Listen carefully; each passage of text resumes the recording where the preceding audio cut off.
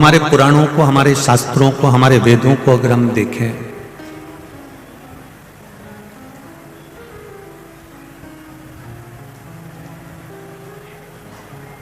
तो ऐसा नहीं है कि प्रथम अवस्था में जैसे प्रहलाद जी ने या ध्रुव जी ने, मीराबाई ने, कर्माबाई ने, नामदेव जी ने, नरसिंह मेहता जी ने, तुकाराम जी ने भगवान को प्राप्त किया। पर साथ में चतुर्थ अवस्था वालों को भी देखा जाए कि चौथी अवस्था में इन्होंने भी परमात्मा को प्राप्त किया।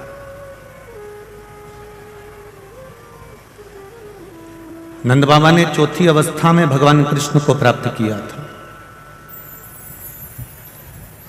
दशरथ जी ने चौथी अवस्था में मेरे राम जी को प्राप्त किया था। कदर्म बाबा ने चौथी अवस्था में कपिल बाबा को प्राप्त किया था।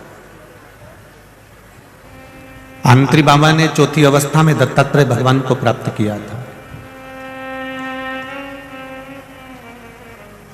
केवल ये अंदाजा लगाकर ना बैठे कि चौथी अवस्था में अब हम क्या करेंगे, हमारी अवस्था निकल गई, हमारी अवस्था निकल गई, अब हम किसी काम के नहीं रहे। ऐसा नहीं है।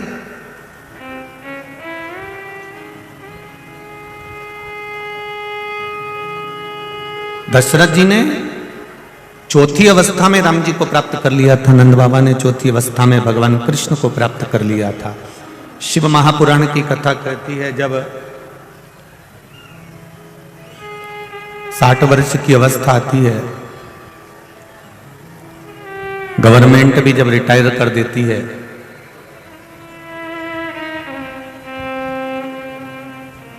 अपनी कुर्सी छोड़कर व्यक्ति अपने घर पर बैठ जाता है। बैंक में सर्विस कर रहे हो, चाहे कंपनी में सर्विस कर रहे हो, चाहे तुम किसी प्रशासन में सर्विस कर रहे हो, अभी तक तुम्हारे सिग्नेचर से काम होता था और कुर्सी पे धमक से बैठकर तुम सिग्नेचर करते थे और वो सिग्नेचर तुम्हारा बहुत काम आता था। पर जब तुम रिटायर हो जाओगे तब तुम्हारा सिग्नेचर उस ऑफिस में काम नहीं आएगा जिस ऑफिस में तुम पहले सिग्नेचर करते थे। रिटायर होने के बाद तुम जाके उस कुर्सी पर भी बैठना चाहोगे तो कोई तुम्हें बैठने नहीं देगा। बोला बैठने देगा क्या? नहीं। रिटायर होने के बाद में लोग कह देंगे अब अपने घर पर बैठो, तुम्हारे सिग्नेचर अब तुम्हारे घर पर करो, तुम्हें पैसे निकालना है, करना है तो तुम्हारे बैंक में करो। पर जिस कुर्सी पर, जिस आसन पर, जिस सिंहासन पर बैठकर आप सिग्नेचर करते थे और जो काम तुम्हारा सिग्नेचर से हो जाता था वो केवल तुम्हारे रिटायर होने के पहले है। रिटायर होने के बाद उस सिग्नेचर की मूलता नहीं। तो यहां शास्त्र कह रहा है कि जब तक कुर्सी पर हो तब तक तुम्हारे साइन काम करेंगे, उसके बाद वो साइन काम करना बंद कर देंगे। शिव पुराण भी कह रही है जब तक जिंदा हो तब तक तुम्हारा भजन काम करेगा, मरने के बाद की कोई गारंटी।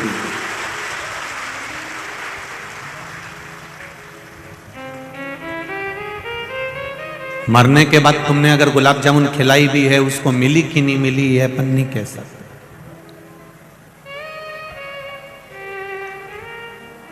पर जीते जी अगर तुमने गुलाब जामुन खिलाई है,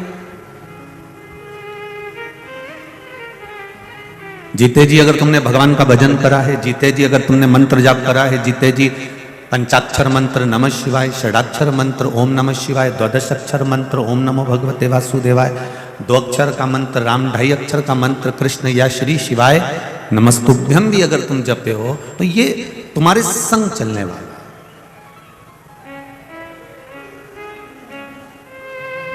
ये तुम्हारे साथ चलने वाला।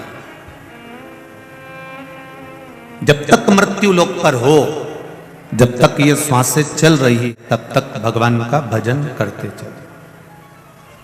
जब श्वास चलना बंद हो जाएगी तो उस भजन की कोई मूलता नहीं रहेगी। तुम्हारे सिर के पास में अगर कोई शव पड़ा हुआ है, कोई बॉडी पड़ी हुई है और उसके पास में बैठकर कोई गीता जी भी सुना रहा है तो उससे उसको कोई सुनाई नहीं देगा।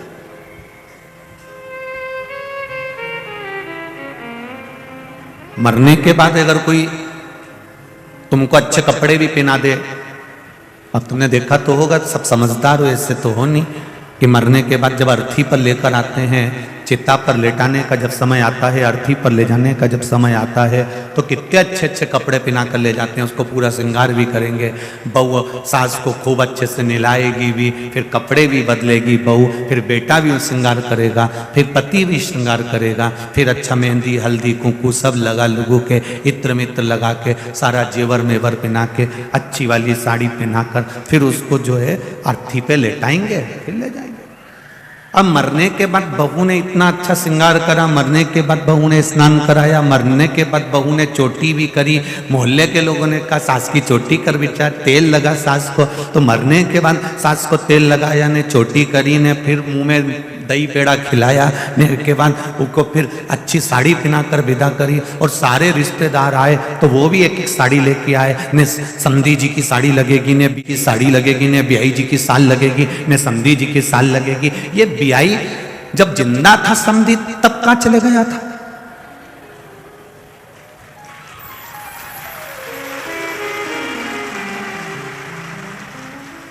ये बहू इतना तेल लगा रही है, कंगा कर रही है, आंख से आंसुरा डालती जाए और जबरदस्ती का तेल लगाती जाए ना, महाबूर लगाती जाए ना, मेहंदी लगाती जाए। जब सास जिंदा थी तो रोज सुबह शाम कोसती थी। क्यों रही इंदौर वाली हो? सही है कि गलत है? जब जिंदा थी तो फिर जब तो खूब कोसा।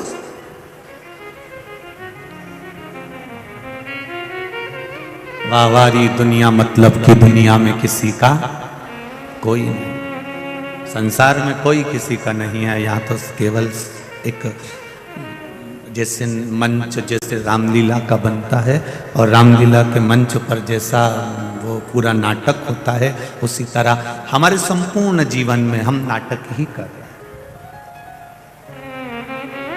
संपूर्ण जीवन के लिए।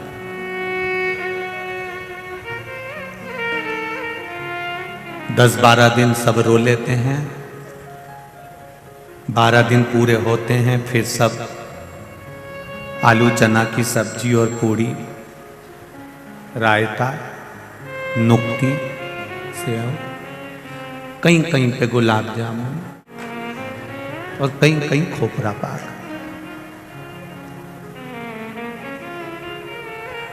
और मरे में भी चैन नहीं है इनको, मरे में भोजन करने आए हैं, उसके बाद भी कह रहे हैं तरी तरी दो, उसके बाद भी कह रहे हैं कि तरी तरी दो। अरे ओ भेरू, अरे जरा विचार तो कर, वो मर गया बेचारा, सारे घर में गम,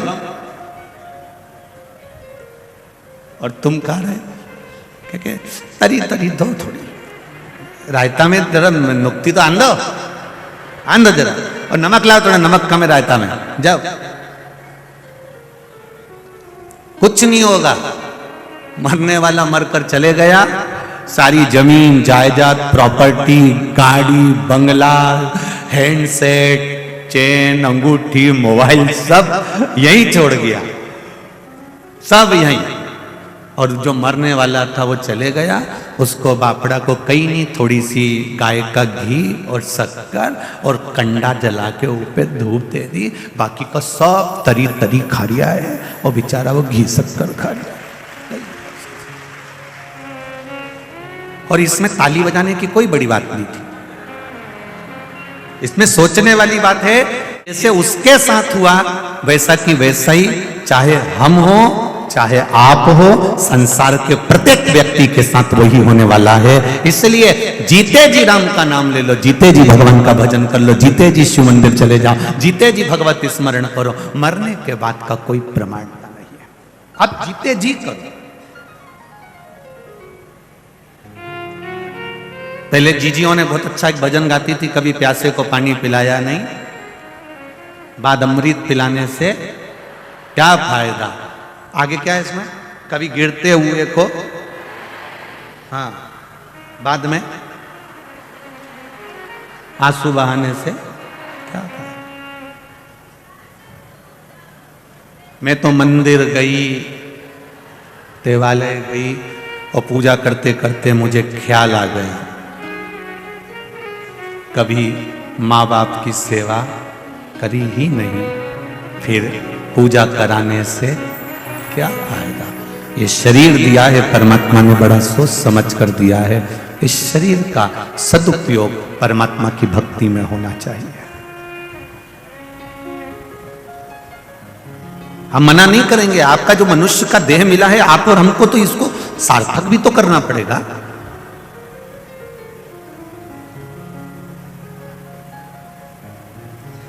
अगर ये मनुष्य का देह सार्थक नहीं हुआ, मानव का शरीर सार्थक नहीं हुआ, मानव का शरीर अगर सार्थकता की ओर नहीं गया तो बेकार। करो नौकरी, खूब दिल से करो, पर एक नौकरी मेरे परमात्मा की भी करिए, एक नौकरी मेरे भगवान की भी करिए। जब परमात्मा की नौकरी करोगे, और जो तुमने गवर्नमेंट की या प्राइवेट जो भी नौकरी करी है उसमें एक अंतर है। जो प्राइवेट नौकरी या सरकारी नौकरी या नौकरी या धंधा जो तुमने करा, वो सब अपने पत्नी, अपने बच्चों और अपने परिवार के लिए करा। जो दुकान पर बैठकर कमाते हो, क्या तुम पूरा की पूरा जो तुमने कमाया अपने ऊपर खर्च कर लेते हो? बोलो जरा, होता है ऐसा? नहीं। 10,000 रुपए कमाई करी तुमने दुकान पर बैठकर या नौकरी में, तो 10,000 तुमने अकेले अपने ऊपर खर्च नहीं करा।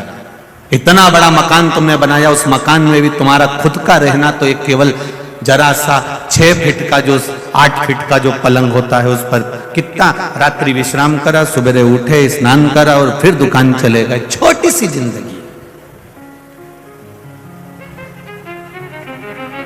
जितना कमाया तुमने उतना परिवार के लिए कमाया, जितना कमाया आपने उतना बच्चों के लिए कमाया। पर जो दुकान पर, नौकरी में, सर्विस में, आपने व्यापार में जो कमाया वो पत्नी और बच्चों के लिए कमाया। पर ये शिव महापुराण के पंडाल में बैठकर, टीवी के सामने 3 घंटा बैठकर, मोबाइल हाथ में लेकर, यूट्यूब फेसबुक पर कथा सुनकर ये जो कमाई कर रहे हो, ये कमाई तुम्हारे बच्चों और पत्नी की, परिवार की नहीं, खुद की, अपनी स्वयं की कमाई है।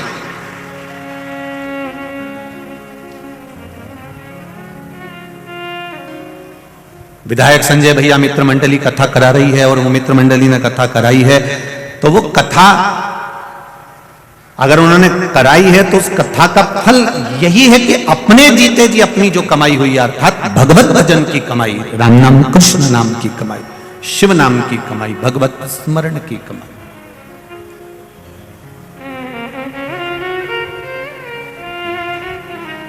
शुक्ला परिवार में भी अगर बहुत हुई होंगी तो भागवत बहुत हुई होंगी।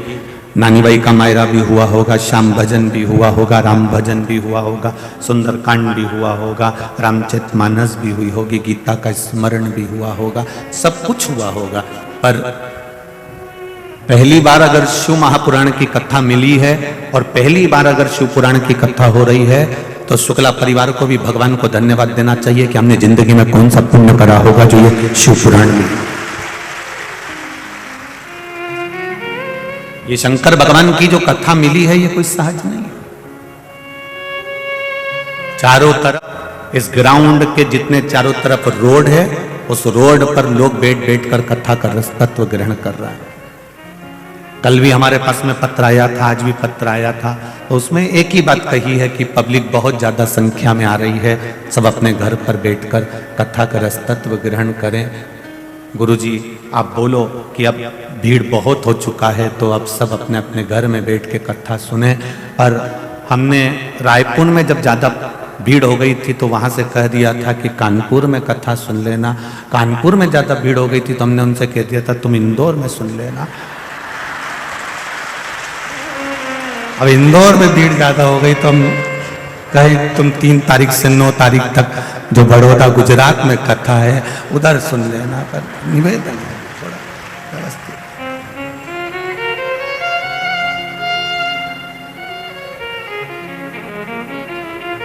भक्ति है आपकी, आपका विश्वास है, आपका भरोसा है।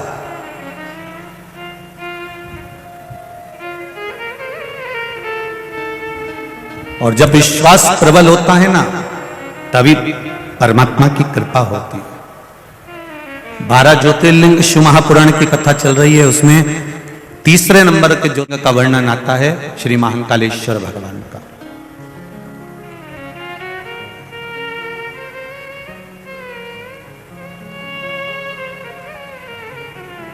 अवंतिका नरेश जो साधारण नहीं है महाराज,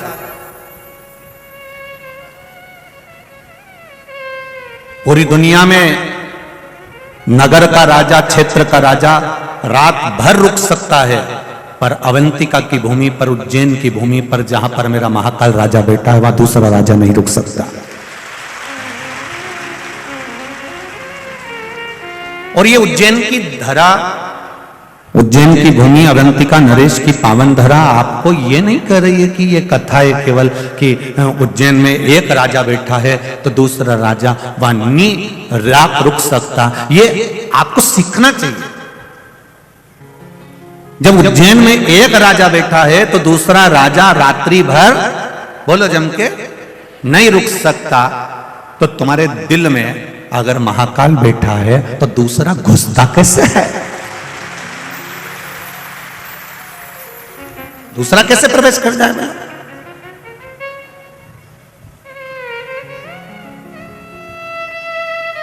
कई लोग कहते हैं धर्म परावर्तन हो रहा है, धर्म परावर्तन हो रहा है, लोग धर्म बदल रहे हैं, धर्म बदल रहे हैं, कोई हमारे सनातन धर्म को तोड़ा जा रहा है। दूसरे हम कहते हैं एक बार उसके दिल में, एक बार उसकी चित्तवृत्ति में, एक बार उसके मन, अगर देव अधिदेव महादेव आकर बैठ गए तो ये मेरा विश्वास है, जब एक राजा बैठ जाता है तो दूसरा घुस ही नहीं पाता है।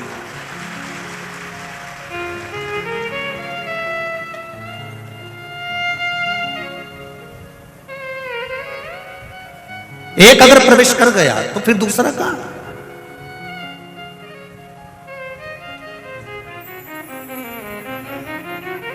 और जो एक बार अगर परमात्मा की कथा में पहुंच गया, एक बार भगवान शिव की भक्ति में पहुंच गया, एक बार भगवान शंकर की अविरल भक्ति की ओर पहुंच गया, जो एक बार भगवान शंकर से जुड़ गया, जो एक बार अपने घर पर पार्थिव शिवलिंग का निर्माण करने लगा या पूजन करने लगा या शंकर जी के मंदिर जाकर एक लोटा जल चढ़ाने लगा या भूल से भी एक बेलपत्री वो भगवान शिव के मंदिर पर चढ़ा कर आ गया, तो ये निश्चित है कि उसके दिल में मेरा महाकाल राजा विराजमान हो चुका है, अब वो भटकेगा नहीं, ये निश्चित था।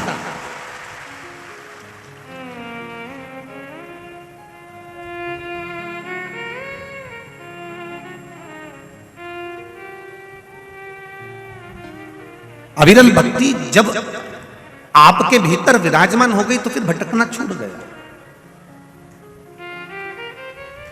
अपनी कीमत भी तो पहचानो कि हम कितने कीमती हैं।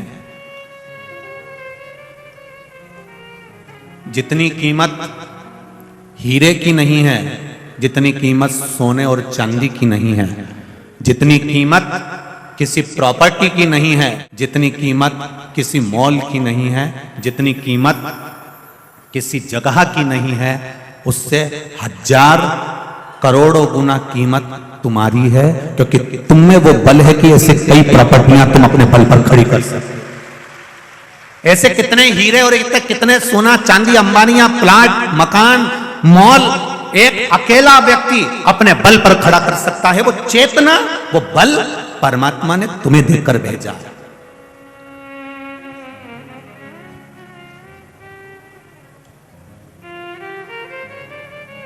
कई लोग रोते हैं आंखों में आंसू भर भर के, हम तो बहुत गरीब हैं गुरुजी, हम तो बहुत गरीब हैं। हम भी कह देते हैं जी काय की गरीब, अभी हॉस्पिटल चल 10 लाख की एक किडनी बेच जाते हैं, दूसरी बेच 20 लाख की खट्टा। करोड़पति बनाकर भेजा है मेरे मालिक ने आपको, किसी को भी भिखारी बनाकर नहीं भेजा। इस शरीर की जिस दिन तुम्हें कीमत समझ में आ जाएगी, कई लोग कहते हैं हमारा तो पैदा होना ही बेकार है, हमारा तो संसार में रहना ही बेकार है। हम उनसे एक बात पहले भी कहे, आज फिर कहते हैं, इतनी माताएं बैठी और इतने भाई लोग बैठे हैं, ये अपने कमरे में, अपने कक्ष में, अपने कमरे के अंदर अटाला बिल्कुल नहीं रखते। अटाला रखने के लिए इन्हें एक कमरा अलग से बनाकर रखा। पूछ लो तुम्हारी पड़ोसन से, कोनी मार के पूछ लो भले, कोई दिक्कत नहीं है। तुम सोचो कि श्योर वाला महाराज तो यूं झूठी झूठी बोल रही है, तो कोई बात नहीं जी जी, हरिओ कमला, कोई टेंशन नहीं। उसमें चिंता मिंता नहीं करना अपने को। अपन तो पूछ लो तुम पड़ोसन से, क्यों री भंगार का कमरा, अटाला रखने का कमरा, टान पर ऊपर इधर उधर अपन रखे कि नहीं रखे? अपना कमरा में कोई अपना अटाला का सामान रखे? ऐसा कोई नहीं है जो अपने कमरे में अटाला सामान रखेगा, बेकार सामान रखेगा, फालतू का सामान रखेगा। सबने अपने कमरे में, अपनी अलमारी में, तुम साड़ी भी वही रखते हो जो तुम्हारी काम की है, नहीं तो तुम बाकी की जो बेकार वो तो पेटी में पटक देते। अटाला तो तुम तुम्हारे कमरे में रखते ही नहीं।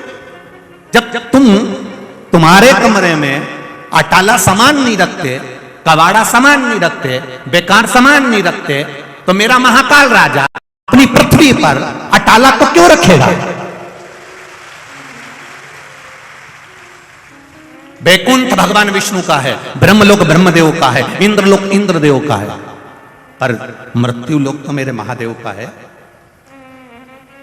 ये उसका घर है, उसका कमरा है।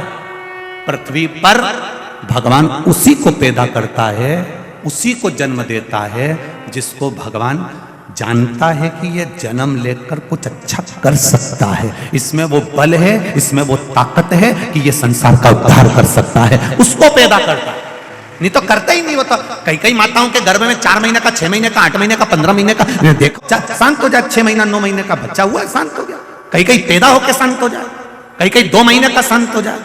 मां रोती है, बिलखती है, मेरा 2 महीने का बच्चा चले गया, मेरा 6 महीने का चले गया, मेरा 4 महीने का चले गया। पर भगवान से कोई पूछे इसका 4 महीने का क्यों गया, इसका 6 महीने का क्यों गया, इसका 3 महीने का क्यों गया? पार्वती जी शिव जी से पूछ ले कि तुमने इसके बच्चे को क्यों गिरवा दिया? ये बच्चा तो इसका पूरा होना था, 9 महीने का होना था, फिर इसको 8 महीने में, 7 महीने में, 6 महीने में क्यों समाप्त कर दिया?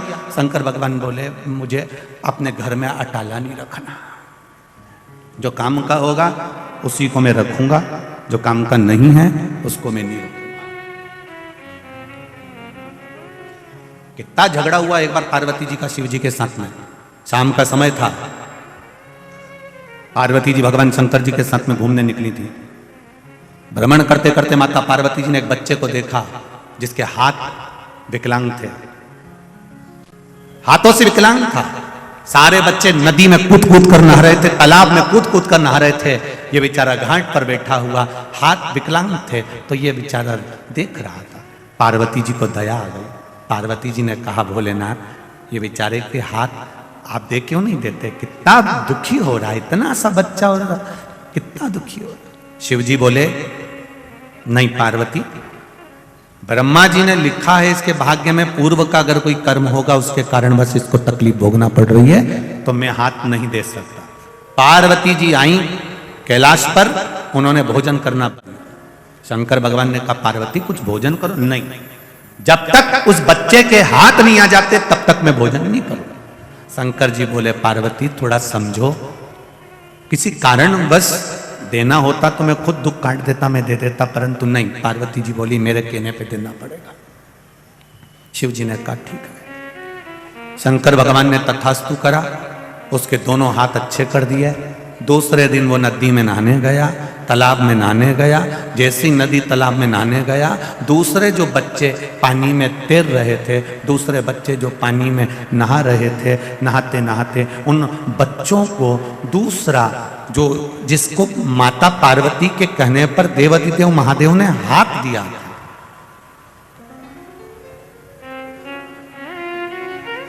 जिसको हाथ दिए थे माता पार्वती के कहने पर, वो बच्चा दूसरे बच्चे जो नहा रहे थे उनको पानी में डुबो डुबो कर मारने लगा। पूरे गांव में लोग रो रहे हैं, पूरे गांव में हाहाकार मची है, सब तरफ लोग आंसू बहा रहे हैं।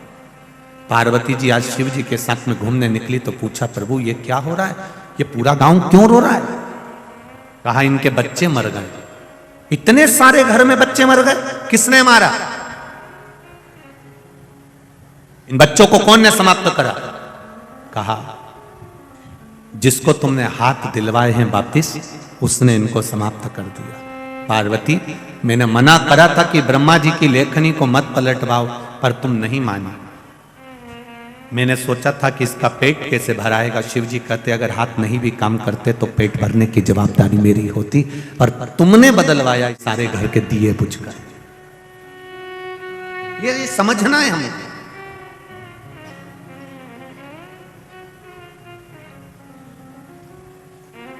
आप कितने कीमत वाले हो, आप कितने कितने कीमती हो, अपने आप की कीमत समझना। आप जरा जरा सी बात में ये मत कहना कि मैं मर,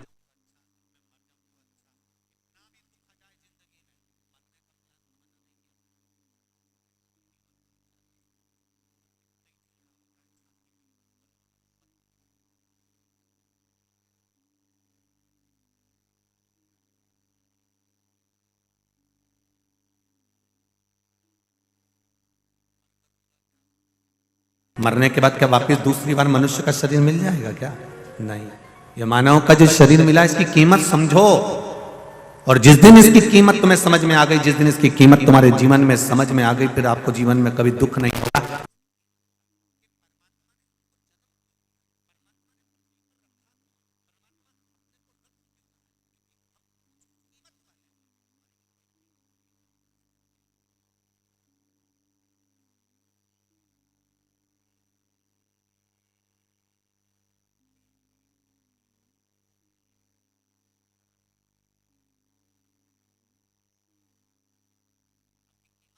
एक पत्र आया है, देखिए।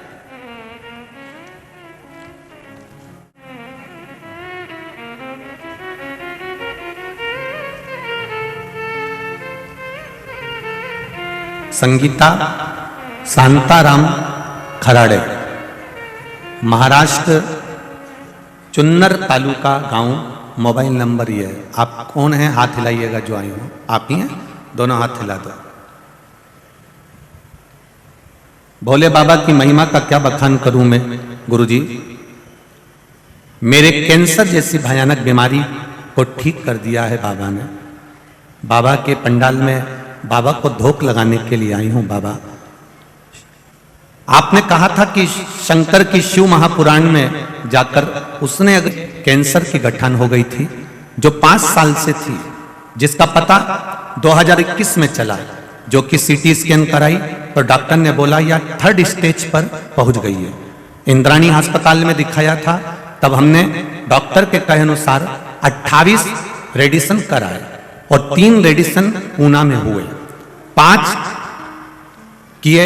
इस बीच मुझे कोरोना भी हो गया। फिर हमने डॉक्टर को दिखाया तो 40 दिन के बाद फिर सीटी स्कैन हुआ।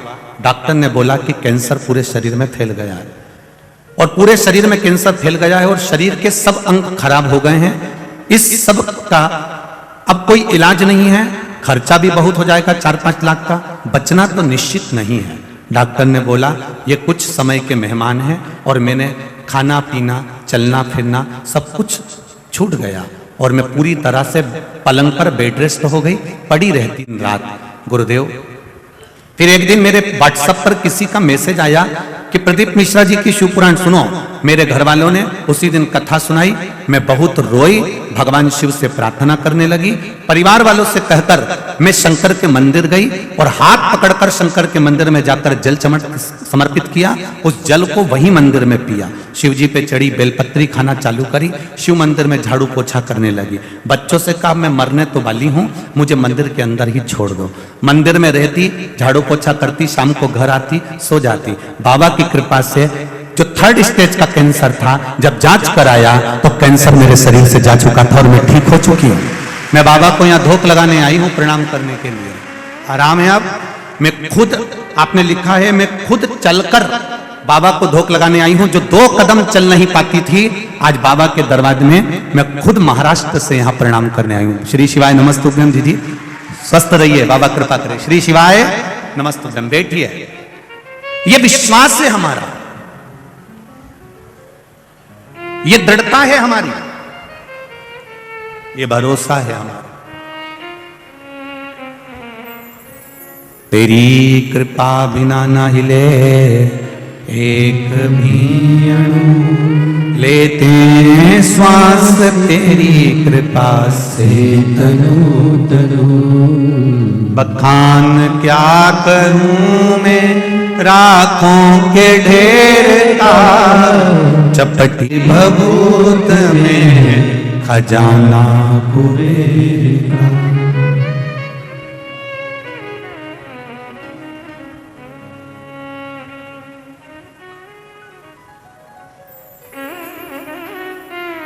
कोई ने एक मैसेज में लिखा,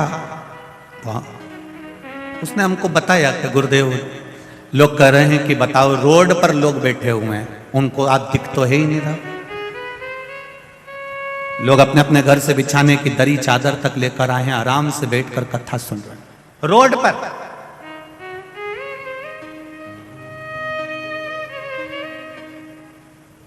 ये इंदौर के इतिहास की पहली कथा है जहां रोड पर बैठकर लोग कथा सुन रहे हैं।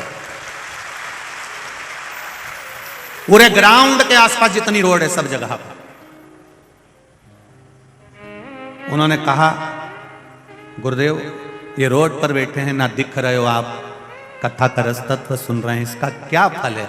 हमने कहा हमारे पूर्वजों ने एक बात हमको सिखाई थी, अभिषेक करने भले शंकर जी के पास एक अकेला व्यक्ति बैठ जाए, हजारों के लोग अगर अभिषेक का लाभ लेना चाहते हैं तो हमारे पूर्वजों ने सिखाया है कि जो जलाधारी ऊपर रहती है, जिसमें जल डाला जाता है, श्रृंगी से पानी चढ़ाया जाता है, उसमें एक डोरा बांध दिया जाता है। वो डोर जितना लंबा चले जाता है, उसको लोग जितना स्पर्श कर लेते हैं, उतना उस अभिषेक का फल जितना जजमान को मिल रहा है उतना ही उसको भी प्राप्त होता है। ये शिव पुराण हमारे पूर्वजों ने हमको सिखाया है। कल कथा में था, बेलपत्री का मात्र स्पर्श ही हमको सुख दे गया। बेलपत्री का केवल स्पर्श। तो जितने लोग रोड पर बैठकर कथा सुन रहे हैं, ये मत सोचना कि हमें दिख नहीं रहे हो, हमें पोथी का दर्शन नहीं हो रहा, तुम चिंता ना करो। आप शिव महापुराण का जो अभिषेक चल रहा है, शिव महापुराण की जो 3 घंटे की कथा चल रही है, उसकी डोरी आपके हाथ में है, आपको उसका फल जरूर मिलेगा, ये निश्चितता। जितने टीवी के सामने सुन रहा है, जितने मोबाइल पर सुन रहा है, इसका फल आपके भाग्य में, आपके अनुसार। ये महात्मा ने लिखा कि कैंसर जैसी बीमारी, अब 3rd स्टेज का अगर व्यक्ति को कैंसर है, वो पलंग से नहीं उठ पा रहा है, पलंग नहीं छोड़ पा रहा है, जो पड़ा हुआ है, उसने सुन ली कथा में कि शंकर जी के मंदिर जाओ, 1 लोटा जल चढ़ाओ। ना ये सियोर वाले से कभी मिली, ना सियोर वाला इनसे मिला, क्योंकि इतने लोग आते हैं, किस किस से मिलोगे, कहां मिलना।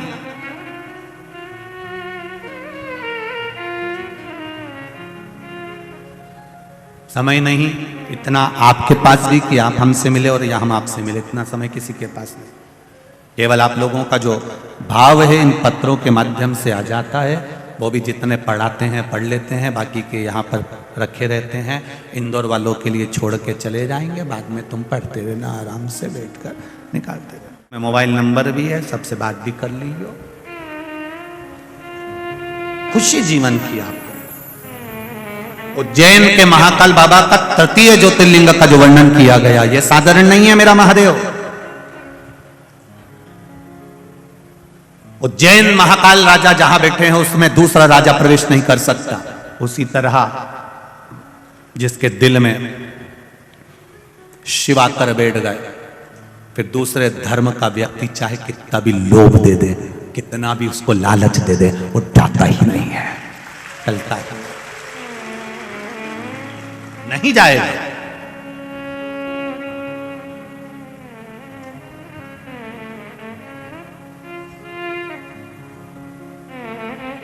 पीने वाले व्यक्ति को कितना भी समझा लो, वो शाम के समय चकमा देकर मैं खाने पहुंच ही जाता है।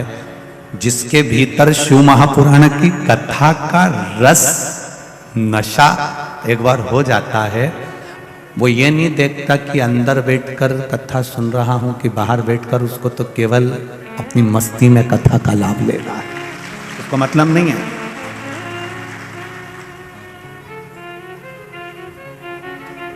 शिव भक्ति का जो बल है वो साधारण बल है। कितना सुंदर वृत्तांत कहा। अवंतिका नगरी में एक ब्राह्मण रहता था। वैसे तो पूरी अवंतिका नगरी ब्राह्मणों से भरी हुई थी, संपूर्ण का नगरी, मेरे महाकाल की नगरी उज्जैनी ब्राह्मणों से भरी पड़ी हुई थी। कहते हैं काशी में और उज्जैनी में,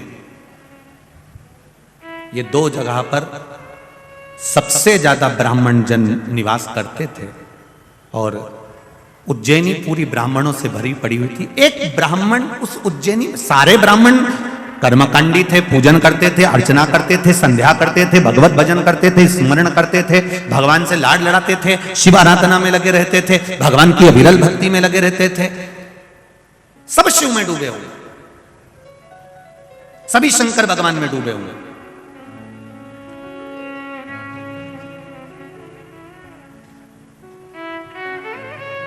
पहले था क्या?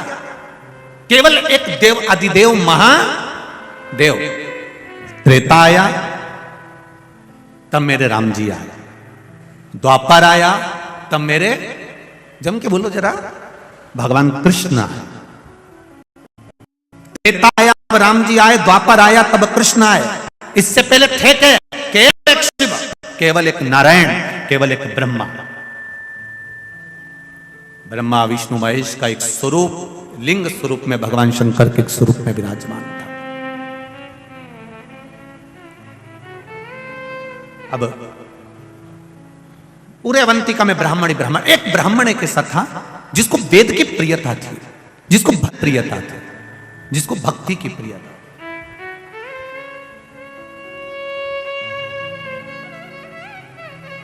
महाराज,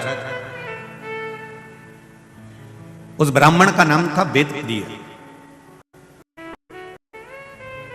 बड़ा विद्वान, सारे ब्राह्मणों के साथ में रहना, सब ब्राह्मणों के साथ में मिलकर भगवत भजन करना, सब ब्राह्मणों के साथ में मिलकर भगवान शंकर की भक्ति करना। अब शिव की भक्ति में दिन रात डूबा रहता था, दिन रात। उसी समय पर रत्नमाल पर्वत पर एक राक्षस हुआ जिसका नाम दूषण। क्या नाम था? दूषण नाम का राक्षस। ये अवंतिका से 2 योजन की दूरी पर रहता था। जिस पर्वत का नाम था रत्नमाल पर्वत, उस रत्नमाल पर्वत के ऊपर दूषण नाम का राक्षस रहता था। यह दूषण नाम का जो राक्षस था, इसने ब्रह्मा जी से वर प्राप्त करा, बहुत तप करा, बहुत तप। कहते हैं इसने हजारों हजार वर्ष तक तप करा, पर ब्रह्मदेव ने आकर इसको वर नहीं दिया। ये परेशान हो गया वर मांगने के लिए।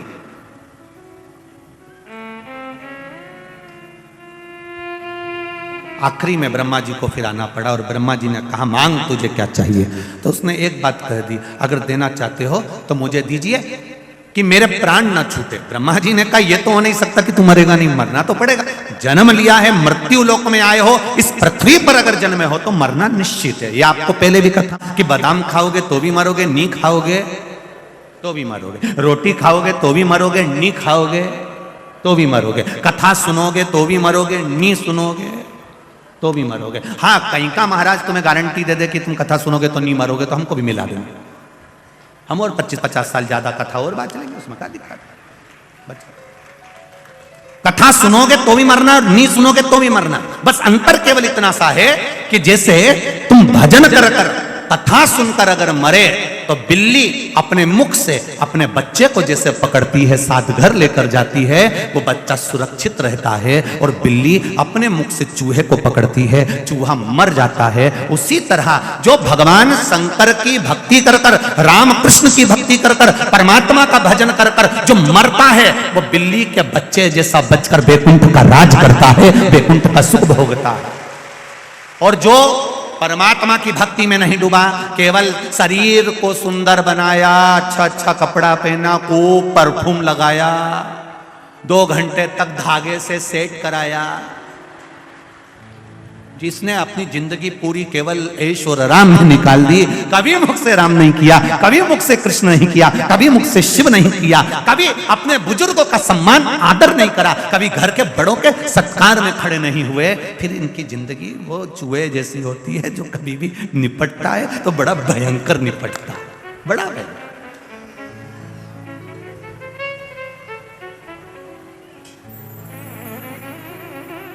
भक्ति के बल पर चले, भाव।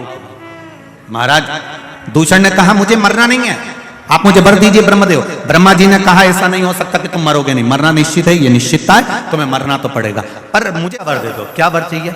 महाराज अगर मैं मरूं, मान लो मेरे प्राण छूटे, तो मुझे मारने वाला भी ऐसा होना चाहिए जिसकी बहन ने हजारों वर्ष तक मेरे जैसा तप करा हो। अब जरा अवंतिका नरेश की कथा का जरा स्मरण करिएगा, बड़े ध्यान से सुनिएगा, और जितने लोग टीवी पर सुन रहे हैं, जितने लोग बाहर बैठकर सुन रहे हैं, मोबाइल पर सुन रहे हैं, थोड़ा ध्यान लगाकर सुनना। मुझे मारने वाला वो होना चाहिए जितना तप मैंने करा। अगर कोई पुरुष मुझे मारता है तो उसकी बहन में साथ इतना ही तप होना चाहिए जितना तप मैंने किया। और यदि मेरे प्राण छूटते हैं और मेरा रक्त भूमि पर गिरता है तो मैं रूप फिर बदल सकता हूं। ब्रह्मा जी ने कहा तुम्हारा रक्त अगर पृथ्वी पर 1000 जगह गिरा तो तुम तो 1000 रूप रख लोगे, कुछ थोड़े से रूप तुमको दे सकता हूं। तो दूषण नाम के राक्षस ने रत्नमाल पर्वत के ऊपर जो तप साधना में बैठा था वर मांगा, अगर मेरा रक्त 84 बूंद पृथ्वी पर गिरती है तो मैं 84 बार रूप रखकर लड़ सकता, मुझे वर दो। ब्रह्मा जी ने कहा तथास्तु, पर एक बार सुन लो, अगर 84 ही रूप उस बहन के भाई ने धारण कर लिए और उसने तेरा संहार एक साथ कर दिया तो फिर तेरा अंत निश्चित है। मैं मानता हूं कि मेरा अंत हो जाए। अब इतना वर सोच समझकर मांगा गया, इतना वर मांगा है, दूषण नाम का राक्षस तो आनंदित हो गया। उसने अवंतिका नगरी में प्रवेश कर गया। उसका सबसे बड़ी, वो कहते हैं ना, उसकी सबसे प्रिय चीज क्या थी, उसकी हॉबी क्या थी, तो कहा उसकी प्रियता, सबसे प्रियता यह थी कि ब्राह्मण के बच्चों को पकड़कर उनका रक्त निचोड़कर पीता था और बच्चों को जमीन में छोड़ देता था।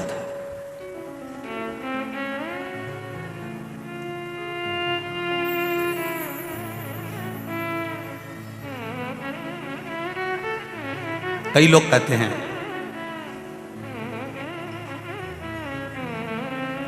कि ब्राह्मणों ने जिंदगी भर केवल राज करा है, ठाट करा है। ऐसा नहीं है।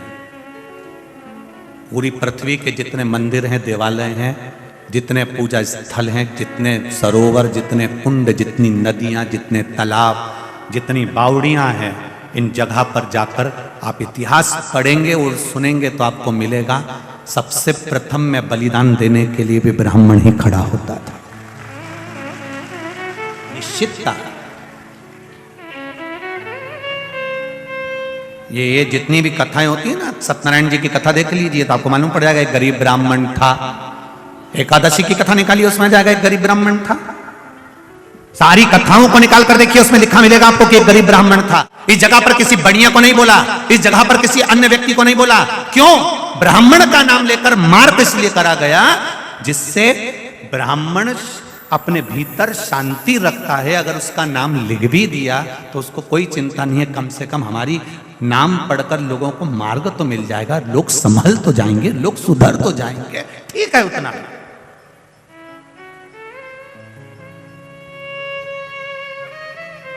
उसने किसी से ऑब्जेक्शन नहीं करा कि हमारा नाम यहां पर क्यों लिखा, सत्यनारायण जी की कथा में हमारा नाम क्यों आया, गरीब ब्राह्मण का नाम क्यों आया, हमारा नाम क्यों आया। उससे कथा, देवराज नाम का ब्राह्मण शिव महापुराण, बिंदुक नाम का ब्राह्मण शिव महापुराण, आत्मदेव नाम का ब्राह्मण श्रीमद् भागवत कथा, देव नाम का ब्राह्मण विष्णु पुराण।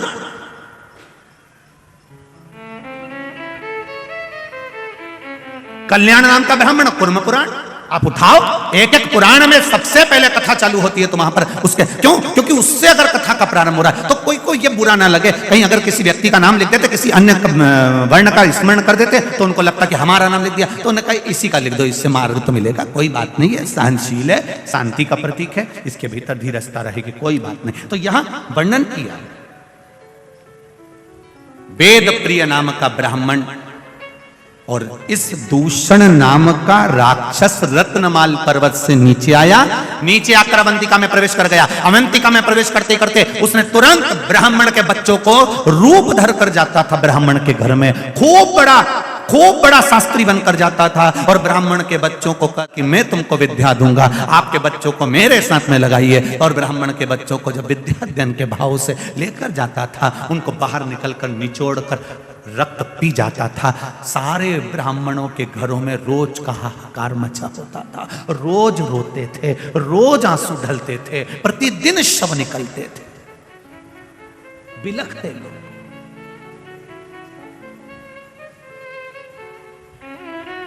ये अवंतिका की पावन धरा ऐसी ही अवंतिका की धरा नहीं हो गई रे मेरे भाई। एक एक ज्योतिर्लिंग का अगर स्मरण करा जाए, हम हमेशा कहते हैं, आज फिर कहते हैं, जिस दिन तुम्हारे भीतर थोड़ा सा भी बल कमजोर पड़ जाए, थोड़ा सा पावर कम पड़ जाए, थोड़ा सा लगे कि मेरा मन अटखेलियां कर रहा है, मेरा मन लग नहीं रहा, मेरा चित्त नहीं लग रहा, लोग मुझे परेशान कर रहे हैं, निवेदन करूंगा 12 ज्योतिर्लिंग में से किसी भी एक ज्योतिर्लिंग पर एक दिन रात्रि भर आराम से रुक कर आओ, भगवान का दर्शन कर कर आओ। जब हम डीपी के पास जाएंगे तो डीपी के पास जाते से हमको वो बल मिल जाएगा, वो पावर मिल जाएगा कि हमारे पंखे लाइट वापस चालू हो जाएंगे। ये निश्चितता है, आप जाकर उसका स्मरण करिए। कनेक्शन सही जगह जोड़ने का प्रयास करो। ये माइक चल रहा है, इसको लाइट मिली है, अब वो डोरी फैला दे लंबी चौड़ी और खूब लंबी डोरी फैला दे और वहां डीपी से या मीटर से नहीं जोड़े तो यहां तक आ गई, और ये बार बार खटका चालू करे बंद करे, खटका चालू करे बंद करे। क्यों रे, ये माइक क्यों चालू हो रहा, माइक क्यों नहीं चालू हो रहा? अब ये तो यहां देख रहा, पर इसको क्या मालूम कि वहां से किसी ने कनेक्शन निकाल दिया। फिर ये दौड़ कर जाएगा, फिर कनेक्शन देखेगा, कनेक्शन निकला पड़ा है, फिर कनेक्शन उस प्लग में लगाएगा, वायर जोड़ेगा, तब जाकर माइक चालू होगा, लाइट चालू होगी, पंखा चालू होगा। उसी तरह कई लोग ऐसे हैं जो मंदिर तो जाते हैं, इनने डोरी तो फैला दी, ये पानी का लोटा लेके भी जाते हैं, ये डोरी फैली। कई लोग मंदिर जाते हैं, कई लोग कथा में जाते हैं, कई लोग जाते हैं, ये जितने भी लोग कथा में आते हैं या जितने लोग भी मंदिर जाते हैं, समझ लेना इन्हें डोरी तो खूब लंबी फैलाई है। रोज मंदिर जाती हूँ, मुझे 4 महीना हो गया, कोई के मुझे 6 महीना हो गया, कोई के महाराज की कथा सुनते सुनते हमारे तो 2 साल हो गया। इन्हें डोरी तो खूब लंबी फैलाई, खूब लंबी फैलाई, पर अभी तक इनने पिलक में नहीं जोड़ी है, इसलिए इनके खटके चालू नहीं हो। ये अगर दिल से एक बार शंकर की हो जाती, पिलक सही जुड़ जाता, तो फिर खटके चालू हो जाता, फिर कनेक्शन सही जुड़ ही नहीं पा रही। अब रोज घर आकर कहती है मैंने मंदिर में जल चढ़ाया था, भोलेनाथ जी ने नहीं सुना। अब तू खटका तो दबा रही है पर कनेक्शन सही नहीं जोड़ के आई। तू वहां गई तो थी मंदिर, पर जितनी भी माताएं बैठी थी ना, तू गई मंदिर, उनकी थाली देखती रही, उनका मुंडा देखती रही, उनका कपड़ा देखती रही, कहीं इधर टच कर, कहीं इधर टच कर, कहीं इसको कुछ बोल, कहीं उसको कुछ बोल, कहीं मंदिर की सुंदरता देखे, कहीं कचरा पड़ा हुआ देखे। पंडित जी तुम कहीं कर रहे थे, तुमसे सफाई नहीं बनी, पंडित जी तुमने ऐसा कर दिया, तुमने प्रसाद नहीं दिया, तुम वहां गई तो सही पर कनेक्शन जोड़ना था, मानी जोड़ पाई ने, दुनिया में जोड़ के आ गई। और अब के हमारे एक लोटा जल चढ़ाता चढ़ाता 6 महीना हो गया, भगवान ने हमारी सुनी नहीं, पिलक तो सही लगा दी जी, सही कनेक्शन कर लेती तो लाइट चालू, पंखा चालू, माइक चालू, तो कनेक्शन नहीं जोड़ पाई। जा जरूर रही है, डोरी तो बहुत लंबी फैलाई तूने, मना नहीं, कनेक्शन जोड़ना पड़ेगा।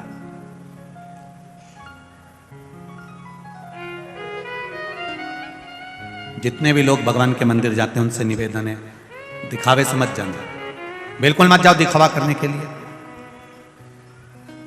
और कथा में भी भीड़ बढ़ाने के लिए बिल्कुल मत जाओ। कनेक्शन जोड़ना है हमें हमारे महादेव से। जैसे ये बहन आई, उसने कहा 3rd स्टेज का कैंसर था, पर शिवजी के मंदिर में वो लोटा लेकर, शरीर ऐसा था कि पलंग पे से उठ नहीं सकती थी, फिर भी उसके परिवार वालों के साथ हाथ पकड़ के शंकर जी के मंदिर तक गई। मतलब दिल से कनेक्शन जोड़ लिया था कि शिव पुराण में महाराज ने बोला है तो मेरा भोलेनाथ मुझे सही करेगा, अब वो करेगा। कनेक्शन जुड़ गया, सही हो गई। अब कनेक्शन ही सही नहीं जुड़ता और ये जाती रहती, ये पोछा लगाए, झाड़ू लगाए। अब ना कई माताएं ऐसी है कि दूसरे को दिखाने में झाड़ू उठा के झाड़ दे, ये तो वही बहू जैसा हाल, चाय बना के ले आई, ट्रे में धर के, दूसरे को दिखाने के लिए हमें झाड़ू नहीं लगाना, दूसरे को दिखाने के लिए हमें जल नहीं चढ़ाना, दूसरे को दिखाने के लिए हमें पशुपति व्रत नहीं करना, दूसरे को दिखाने के लिए हमें शंकर भगवान का गुणगान नहीं करना, हमें दिखावे से दूर रहना। मेरे भोलेनाथ जी को दिखावा प्रिय नहीं है। मेरे शंकर भगवान को दिखावा कोई मतलब का नहीं, उसको चाहिए ही नहीं तुम्हारा दिखावा। तुम तो तुम्हारे पास रखो, वो शंकर जी कहते हैं मुझे चाहिए ही नहीं, तुम तो एक लोटा पानी उंडेल के चले जाओ।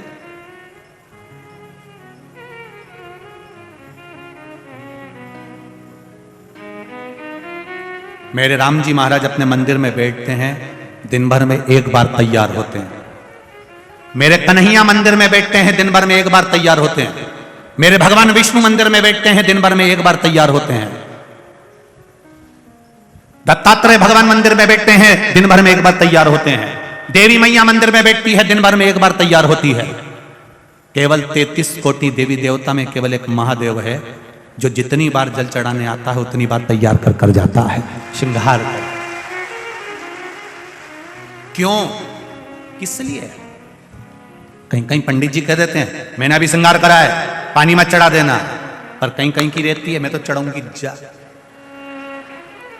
यहां शिवपुराण पर रही है, सारे देवी देवता एक बार तैयार होकर बैठ जाते हैं। मेरा महादेव दिन भर तैयार होता है, 24 घंटे तैयार होता है। क्यों तैयार होता है? स्कंद पुराण में कहा वेद व्यास जी ने कि शंकर भगवान बार तैयार इसलिए होते हैं, वो अपने भक्तों को बल प्रदान कर कर कहते हैं कि हिम्मत मत हारना, दुनिया के लोग तेरे करे धरे पर पानी छोड़कर जाएंगे, तो फिर तैयार होकर आगे बढ़ जाना। क्या स्कंद पुराण में वेद व्यास जी कहते हैं भगवान शंकर प्रेरणा देते हैं अपने भक्तों को, अपने गणों को, कि दुनिया के लोग पानी चढ़ा कर जाएंगे, फिर तैयार होकर बैठ जाना, घबराना नहीं, फिर तैयार हो जाए। एक बार कहीं का गिराएगा, 2 बार नीचे गिराएगा, 3 बार नीचे गिराएगा, बार बार पांव पकड़ कर गिराएगा, कितनी बार। वो एक संत की कथा आती है, संत महाराज स्नान कर कर आ रहे थे, ऊपर बैठा हुआ व्यक्ति ने ईर्ष्या भाव से संत के ऊपर थूक दिया, पान खा के बैठा था, थूक दिया। संत वापस चले गए, फिर नहाया, उसने फिर थूक दिया, वो फिर गए, फिर नहाए, फिर थूक दिया, खूब थूका, आखिरी में मुंडा में पान खत्म हो गया। अब बापड़ा थूक के बता, अब और थूकता रहा तो मुंडा में थूकी खत्म हो गया। अब उसको पानी पीने की जरूरत पड़ रही, पानी भी नहीं, नीचे आ गया। संत के चरणों में आकर बोला गुरुदेव मैंने आपके ऊपर इतना थूका, इतने अपशब्द कहे, इतनी गालियां दी, इतनी आड़ा टेढ़ा बोला, इतना थूका, गुरुदेव आपको बुरा नहीं लगा? गुरुजी ने के चरणों को प्रणाम करा। रोज गंगा की एक डुबकी लगाता था, बापड़े तेरे चक्कर में 100 लग गई, तेरे चक्कर में ये 100 डुबकी लगी, नहीं तो मैं कभी नहीं लगाता, इतनी डुबकी तो कभी नहीं लगाता, पर तू थूकता था, मैं स्नान करने जाता था। मेरे मालिक ने कितनी कृपा कर दी कि मुझसे 100 डुबकियां लगवा ली। यही विचार हमारे भीतर आना चाहिए, हारना नहीं। एक बार अगर पानी चढ़ाकर चले गया, दूसरी बार मेरा भोलेनाथ फिर तैयार है, फिर पानी चढ़ाया फिर तैयार है, फिर पानी चढ़ाया फिर तैयार है। मेरे शंकर भगवान कहते हैं मैं नहीं घबराता, फिर तैयार होकर बैठ जाता, फिर तैयार। क्यों घबराना? एक बार दुकान खोली, हार गए, नहीं जमी, फिर दूसरी खोली, नहीं जमी, कोई बात नहीं। सुसाइड का मत सोचना, दुख मत मनाना, ये मत सोचना कि बर्बाद हो गया, बिल्कुल नहीं, फिर तैयारी कर। और अब की बार तैयारी करे तो महाराजा पर देवादिदेव महादेव पर छोड़ दे, फिर तैयारी। मैंने एक एग्जाम दिया नहीं हुआ, दूसरा एग्जाम दिया नहीं हुआ, तीसरा एग्जाम दिया। एक बच्चे ने लिखा है, छोटा सा बच्चा,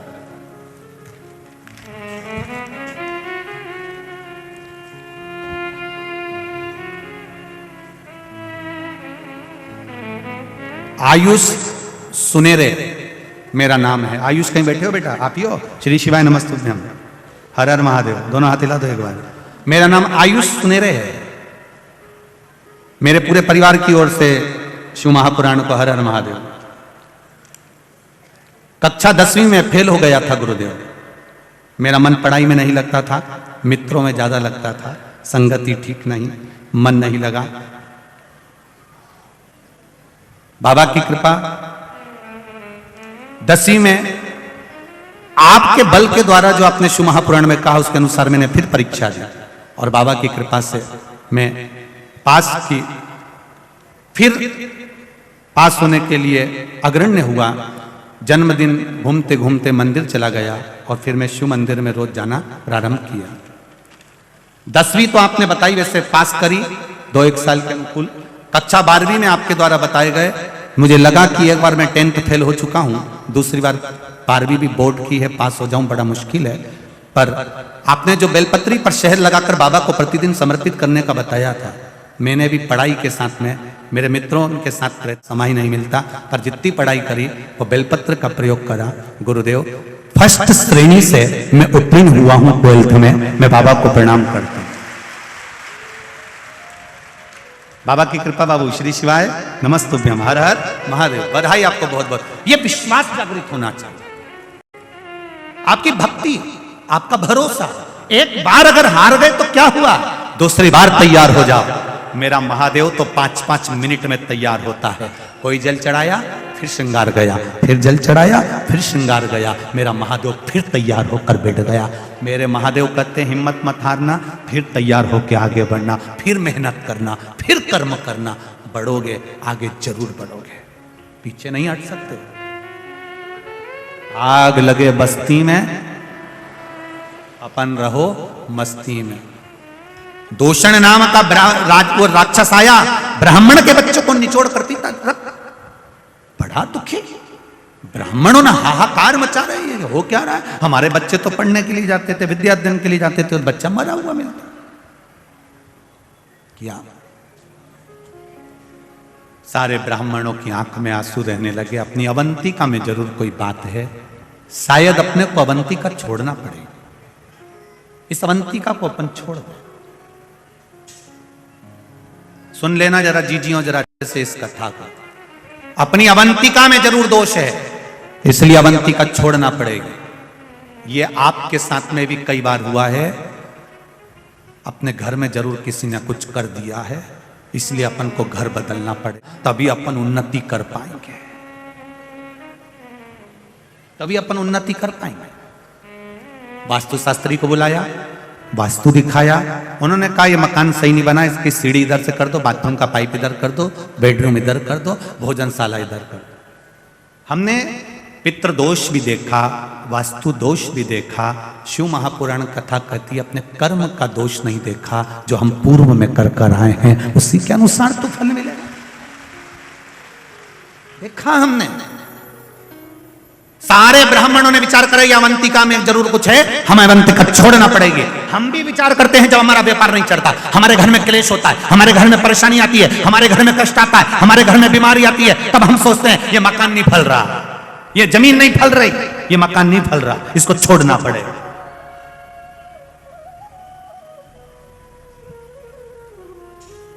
ये दुकान नहीं फल रही, दुकान छोड़ना पड़ेगा।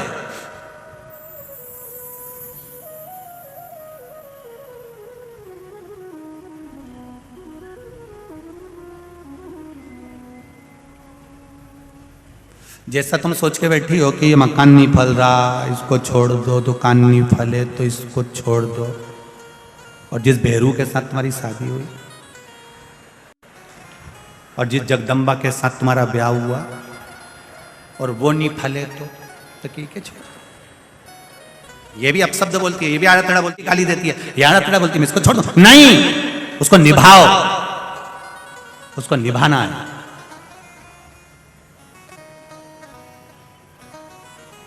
निभाना। भगवान किसी को भी बुरा बनाकर पैदा नहीं करता संसार में। अभी कथा में कहा किसी कवाड़े को भगवान ने जन्म नहीं दिया, वो किस्मत वाले को जन्म दिया। और तुम्हारा विवाह जिसके साथ हुआ है वो नारी भी किस्मत वाली है, और आपका विवाह जिस पुरुष के साथ हुआ है वो पुरुष भी किस्मत वाला है, साधारण नहीं हो। ये दुनिया में दोष है जो आपको दोष बता देते हैं कि ये इसके कदम पड़े तब से ऐसा हो गया। कई माताएं कह देती है इसका पांव पड़ा जब से हम बर्बाद हो गए, इसका चरण पड़ा जब से ऐसा हो गया। नहीं नहीं नहीं नहीं नहीं, किसी के कदम से कोई बर्बाद नहीं होता, ये अपने कर्म से बर्बाद होता है। जो पूर्व में करा उसको भी तो भोगना पड़ेगा। जी जी, हमने अभी का तो देख लिया, पूर्व का तो देखा ही। जैसे तुम यहां से जाओ और राजवाड़ा पे किसी लड़के को 8-10 लेडीज चप्पल से मार रही हो, और गांव के लोग पूरे राजवाड़ा वाले किसी को मार दे या किसी व्यक्ति को मार दे, या मान लो तीन बत्ती चौराहे पर या पलासिया पर किसी व्यक्ति को कोई मार रहा है और तुमने जाकर देखा बेचारे को कितना मार रहे रे, बेचारे को कितना मार रहा है, एक लड़के को इतने सारे लोग मार रहे हैं, एक व्यक्ति को इतने लोग मार रहे हैं, तो तुमको दुख नहीं होगा? अरे बोलो तो जम के, दुख होगा ना कि बेचारे को क्यों मार रहे हैं। अब तुमने खड़े होकर देखा, थोड़ी देर बाद तुम्हें मालूम पड़ा कि इस व्यक्ति ने एक 4 साल की लड़की के साथ काम कर दिया, तो तुम छोड़ोगी क्या? तुम भी फिर चप्पल उठा के तो 2-4 तो और दे जा में दे डाल के। अभी तक तुमको मालूम नहीं था कि इसने गलत काम किया, अब तुम्हें मालूम पड़ा, तब तुमने उसको चप्पल से मारा, तब तुमने उसको अपशब्द कहा, तब तुमने उसको 2 थप्पड़ मारे। उसी तरह हम पूर्व में क्या कर आए हैं ये हमको अभी तक नहीं मालूम है। जब हम कर्म का भोग भोगते हैं तब भगवान से कहते हैं मैंने कौन सा कर्म किया होगा। भगवान कहते हैं हेरी कमला, मैं पहले का नहीं बता सकता, नहीं तो मैं तुझे बताता जरूर। ये कर्म का भोग है जो भोगना है, हमें किसी को दोष नहीं देना है। इसका पांव पड़ा ऐसा हो गया, उसने ऐसा किया ऐसा हो गया, ये मकान नहीं फल रहा, ये दुकान नहीं फल रही, ये बेकार हो गया। जमीन महारानी, पृथ्वी भूमि कभी बुरी नहीं होती, मेरी माँ है पृथ्वी, वो तो सबका भला करती है 24 घंटे, वो कभी बुरी नहीं होती। फिर लोगों ने कह दिया उसने कुछ कर दिया होगा। मैं 3 दिन से देख रही हूं मेरे दरवाजे पर कोई नींबू पटक के जा रहा है, मैं 3 दिन से देख रही हूं। जी कैमरा लगा दे। जब कहा कैमरा लगाते तब समझ में आया, सब्जी वाला निकलता था, उसकी डलिया नीचे से टूट गई थी, नींबू नीचे गिर जाता था, कभी कभी मिर्ची भी गिर जाती थी। तो ये भी बोली कभी कभी कोई मेरे यहाँ नींबू पटक, कभी कभी 3-3 मिर्ची पटक जाता, कभी तो कोई मेरे दरवाजे पे रख के चले जाता। गुरुजी हम कहते तुमको ऐसे मिलते हैं? हमारे यहाँ ऐसा कोई नहीं मिलता कि जो इतना नींबू पटक जानी तो हम कुबेरेश्वर धाम में अचार बनवा के सबको खिलवा दें। तुम्हारे कोई मिले नींबू पटकने वाले, मिर्ची पटकने वाले? दुनिया में किसी की सामर्थ्यता नहीं है कि कोई तुम्हारा बुरा कर दे। अगर बुरा करने वाले होते तो सबसे पहले अंबानी और टाटा को छोड़ देते, उन्हीं पर करके बैठ जाते। कौन छोड़ता? जो बड़े बड़े पद पर बैठे हैं, ओहदे पर बैठे हैं, थोड़ी सी विद्या करते उनको निपटा देते। पर वो भी तो अपनी जिंदगी जी रहा है, ना कोई तंत्र है, ना कोई मंत्र है, ना कोई विद्या है। ये हमारे कर्मों का खेल है, उसको हमें भोगना है, उसके अनुसार हम भोग रहे हैं। इसलिए उस कर्म के खेल को समाप्त करने के लिए केवल एक सार है। मेरे गोस्वामी तुलसीदास जी ने कहा, कलयुग केवल नाम धारा। भगवान का नाम लिए जाओ, भजन किए जाओ। जब बार बार बार बार भजन करोगे, जैसे चप्पल काट रही है तो उसको रोज रोज रोज रोज पहनो। एक बार काटेगी उसके बाद काटेगी। अरे बोलो तो जम के, जूता काटेगा रोज पहनो, रोज पहनो। एक बार छाला होगा, एक बार कटेगी, तो अपन क्या 800 रुपए की चप्पल फेंक देंगे? काट गई, आज के बाद नहीं पहनूंगी जा। तो दूसरी तैयार बैठी है, देवरानी ने कह दिया जीजी मैं पहन लूं, नहीं भाई को पहन लेगी, मैं ही पहनूंगी, भले काटे, काटने दो। एक बार काटेगी, 2 बार काटेगी, 3 बार काटेगी, रोज रोज काटेगी, फिर छाले वाली जगह भी प्लेन हो जाएगी और चप्पल पहन के फिर अपन मटक क्या कर लेगी? फिर चप्पल अपना क्या बिगाड़ ले? उसी तरह एक बार दुखाएगा, 2 बार दुखाएगा, 3 बार दुखाएगा, 1 बार कष्ट आएगा, 2 बार कष्ट आएगा, 3 बार कष्ट आएगा। कितनी बार भगवान देगा? तुम भजन करते जाओ, करते जाओ, करते जाओ। भजन के बल पर वो कष्ट भी मिट जाएगा। महादेव कहेगा आजा, अब मैं तुझे गले लगा लेता। कितना देगा? दे करो भजन। दूषण ने उपद्रव मचाया, ब्राह्मणों ने सोचा अवंतिका छोड़ दो।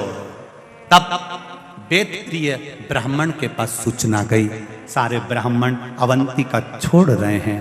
वेद प्रिय ने कहा अवंतिका क्यों छोड़ना? ये अवंतिका तो हमारी जान है, ये पृथ्वी, ये घर, ये मकान हमारा है। हम लोगों के कहने पर इसको कैसे छोड़ दें? घर नहीं फल रहा, किसी ने कह दिया घर नहीं फल रहा, तुमने घर छोड़ दिया। अब किराए के मकान में रह रहे हो, घर बेचकर जो पैसा मिला था सारा के सारा बर्बाद हो गया। अब कर्जे में लदालूम हो गए, मकान भी किराए का, दुकान भी किराए की, सब किसी के कहने पर छोड़ दिया तुमने कि मकान अच्छा नहीं है छोड़ दो, दुकान अच्छी नहीं है छोड़ दो। मत छोड़ना, आखिरी दम तक मत छोड़ो, पड़े उसी में चलाते नहीं छोड़।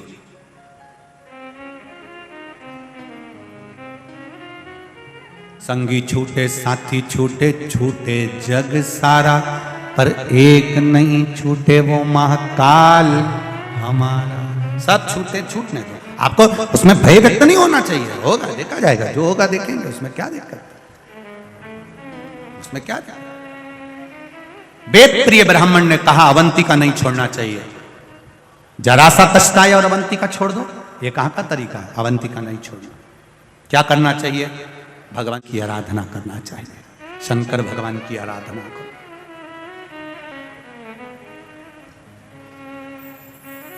शिव की आराधना, शिव की आराधना करने से जरूर हमें उसका फल प्राप्त होगा, ये निश्चित है। और जब हमें उसका फल मिलेगा और उसका आनंद हमको अवश्य प्राप्त होगा, ये निश्चित। करो आप शिव की आराधना, कहा भगवान शंकर की आराधना करना तो हम तो पहले से कर रहे हैं, ब्राह्मण बोले रोज भगवान का आराधना करते, रोज पूजन करते, रोज अभिषेक करते, रोज अर्चना करते, फिर कब। वेद प्रिय ने अपने पुत्र को बुलाया, बेटा जाओ। वेद प्रिय ने कहा पुत्र आप जाओ और जाकर जरा मिट्टी लेकर आओ, पार्थिव शिवलिंग का निर्माण करेंगे। थोड़ा मिट्टी लाइए, पार्थिव शिवलिंग बनाना, जाओ चले।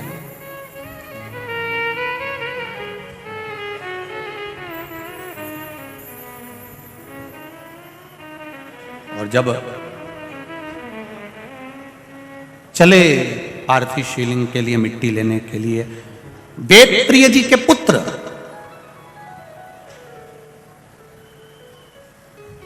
हर आज माटी लेने के लिए जा रहा है,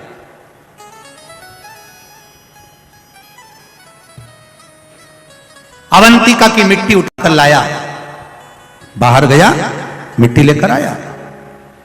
पिता ने कहा पुत्र ये तुम कहां की मिट्टी लेकर आए हो, पुत्र ये मिट्टी कहां की है, क्यों पिताजी हुआ क्या, इस मिट्टी में क्या है ऐसा, पुत्र ये पूरी की पूरी मिट्टी लाल हो रही है, ये पूरी की पूरी मिट्टी लाल है, पूरी की पूरी मिट्टी लाल हो रही है, ये कहां की मिट्टी है, कहां से मिट्टी लाया। कहा पिताजी आपने कहा था कि अवंतिका की मिट्टी, बाहर जाओ और मिट्टी लेकर आओ, मैं तो मिट्टी लेकर आ गया, ये मिट्टी मुझे नहीं मालूम लाल काय से हो रही है। इतने में पास में बैठा हुआ एक ब्राह्मण कहता है वेद प्रिय जी अभी आपको कहा था कि ब्राह्मणों के बच्चों के रक्त गिर रहे हैं, पूरी पृथ्वी लाल हो जा रही है, अवंतिका लाल हो जा रही है, जरूर इस पे भी रक्त गिरा होगा। उन्होंने वेद प्रिय ने हर प्रिय को कहा हर प्रिय इस मिट्टी को वापस बाहर फेंक दो, श्रेष्ठ जगह की मिट्टी लेकर आओ, जो अच्छी मिट्टी हो वो लेकर आइए।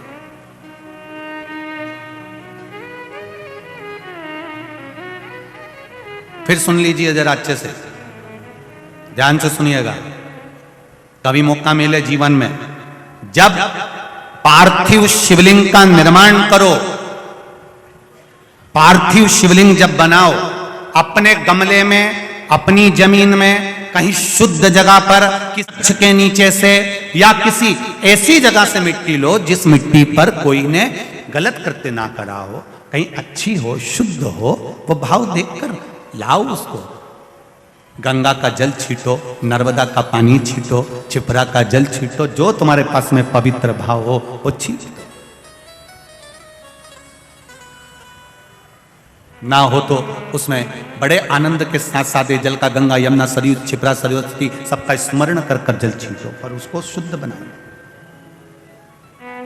पवित्र नदी का जल छीटो।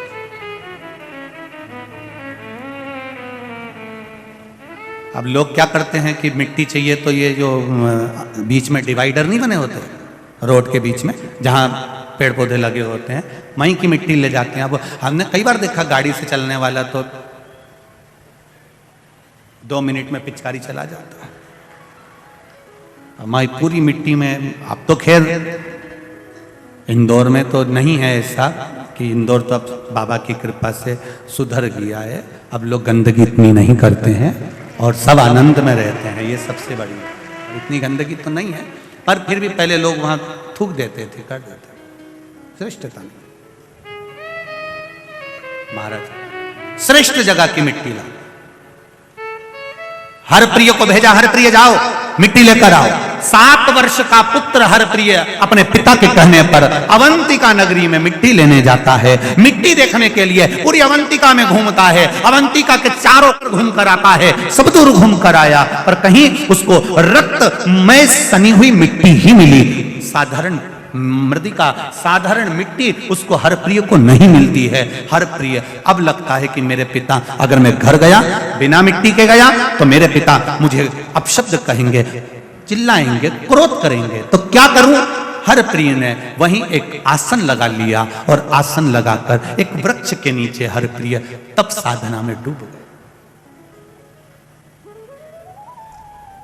जो तप साधना में डूबा तो इसको स्मरण आया कि मैं तप तो करूंगा पर मैं नाम किसका जपूंगा। जैसे ध्रुव जी महाराज, प्रहलाद जी महाराज, नाम किसका जपूंगा। जैसे ध्रुव जी के मन में वेद था ना, मां आप मुझे कह रही हो कि वन में भगवान मिलता है, मैं भजन किसका करूंगा। नारद जी तो चले गए, ध्रुव जी तो चले गए, देवर्षि नारद ने कहा कि तू भगवान नारायण का भजन करता, वो नारायण का भजन करे। अब हरप्रिय किसका भजन करे। हरप्रिय ने विचार करा, एक बार मेरे पिताजी ने कहा था भगवान नारायण की भक्ति प्रहलाद, ध्रुव आदि करते हैं, उसी तरह जो भक्ति करता है भगवान मिलता है। हरप्रिय ने भगवान नारायण की भक्ति करना प्रारंभ करी।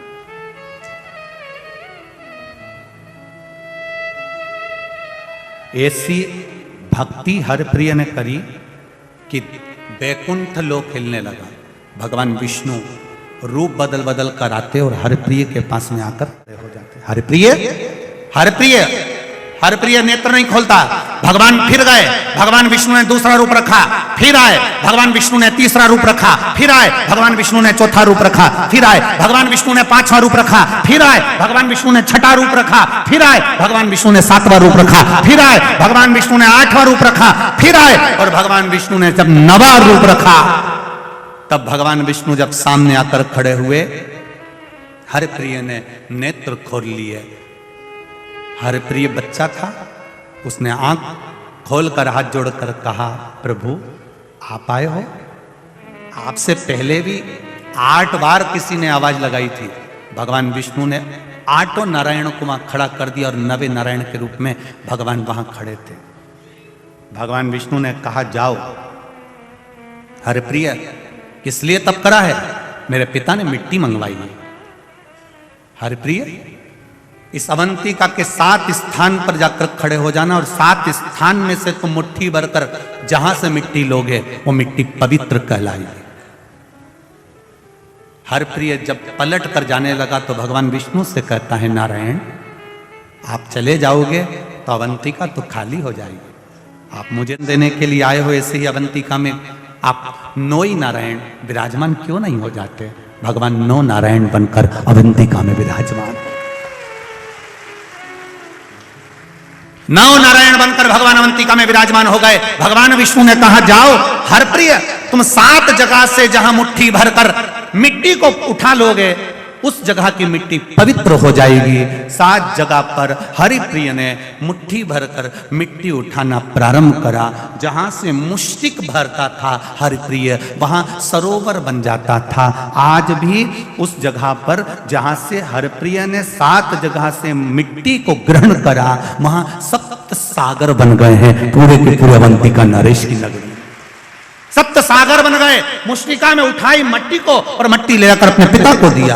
पिताजी ने उस मिट्टी का पार्थिव शिवलिंग का निर्माण करा। पार्थिव शिवलिंग का निर्माण कर जब पूजन क्रम में बैठे, भगवान देवाधिदेव महादेव की आराधना करने के लिए बैठे। शिव की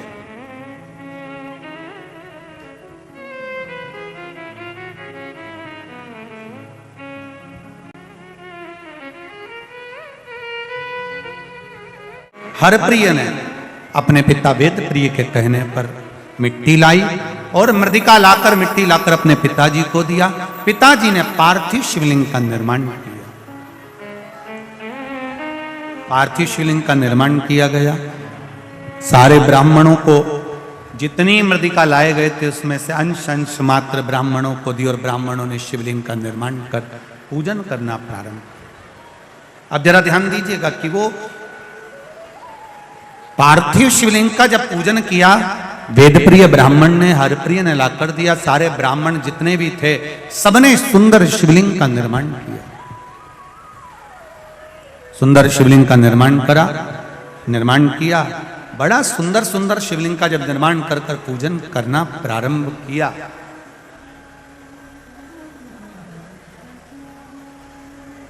उसी समय पर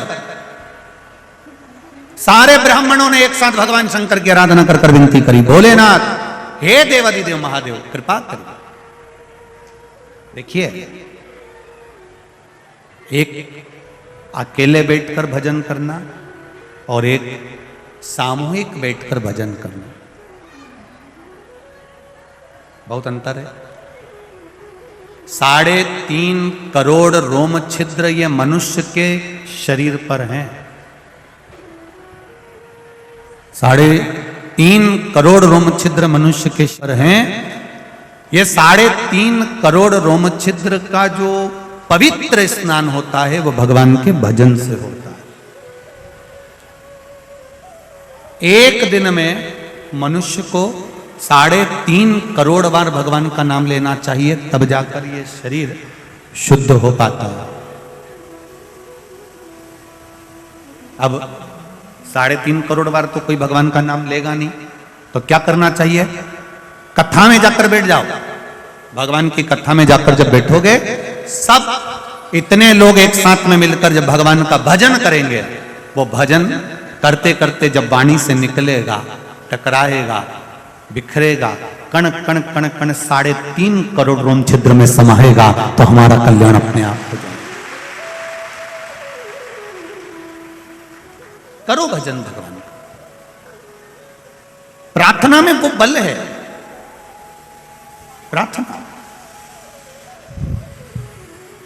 प्रार्थना में वो बल होता है कि आप जब प्रार्थना करते हैं, आप जब भगवान का भजन करते हैं, आप जब नाम कीर्तन करते हैं, आप जब मंत्र स्मरण करते हैं, उस मंत्र स्मरण में, उस प्रार्थना में वो बल उत्पन्न हो जाता है कि भगवान उस स्थान पर आकर विराजमान हो जाता है, उस जगह पर आ जाता है। अभी कथा में वर्णन किया था, इससे पहले जो कानपुर कथा हुई, उस कानपुर की कथा में कहा था, हेलीकॉप्टर को उतारने के लिए हेलीपैड बनाया जाता है। बोलो रीजी जी, सही है कि गलत है? ऐसा ग्राउंड देखा जाता है, फिर उसमें चूने से एच लिखा जाता है। क्या लिखते हैं? एच। देखा है आप लोगों ने कि नहीं देखा? किस किसने देखा? जरा हाथ उठाओ। सबने देखा है? धरो धरो धरो धरो। एच बना होता है। एच का मतलब होता है हाँ,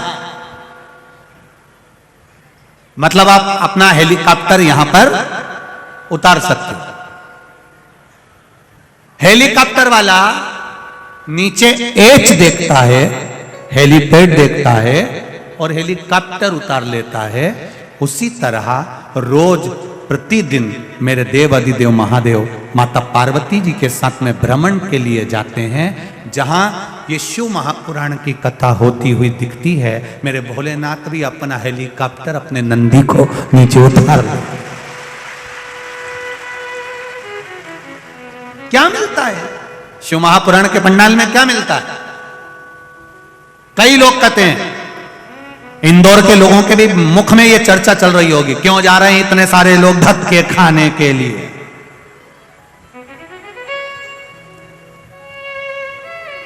कई लोग कहेंगे लोग पागल हो गए।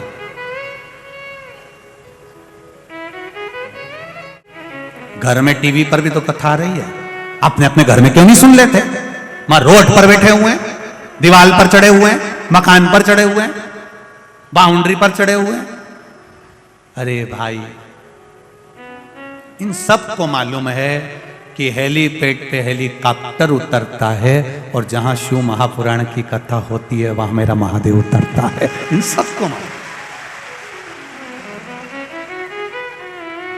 और जैसे ही हेलीकॉप्टर से नेताजी नीचे उतरते हैं तो जितने लोग हेलीपैड के आसपास में होते हैं वो अपनी अपनी एक एक सूचना देते हैं, साहब हमारे यहाँ पानी नहीं आ रहा है, साहब हमारे यहाँ नल नहीं चल रहा, साहब हमारे यहाँ ये प्रॉब्लम है, हमारे यहाँ वो प्रॉब्लम है। उसी तरह देवाधिदेव महादेव जब इस शिव महापुराण की कथा में जहाँ कथा होती है, हम पहले भी आपको कहे कि शिव पुराण जिस स्थान पर होती है वो स्थान साधारण नहीं होता, वो कैलाश धाम होता है जहाँ भगवान शंकर की कथा हो।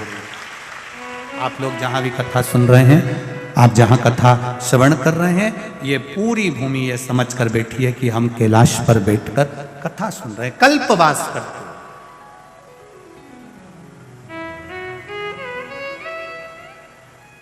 शिव भगवान की कथा को सुन,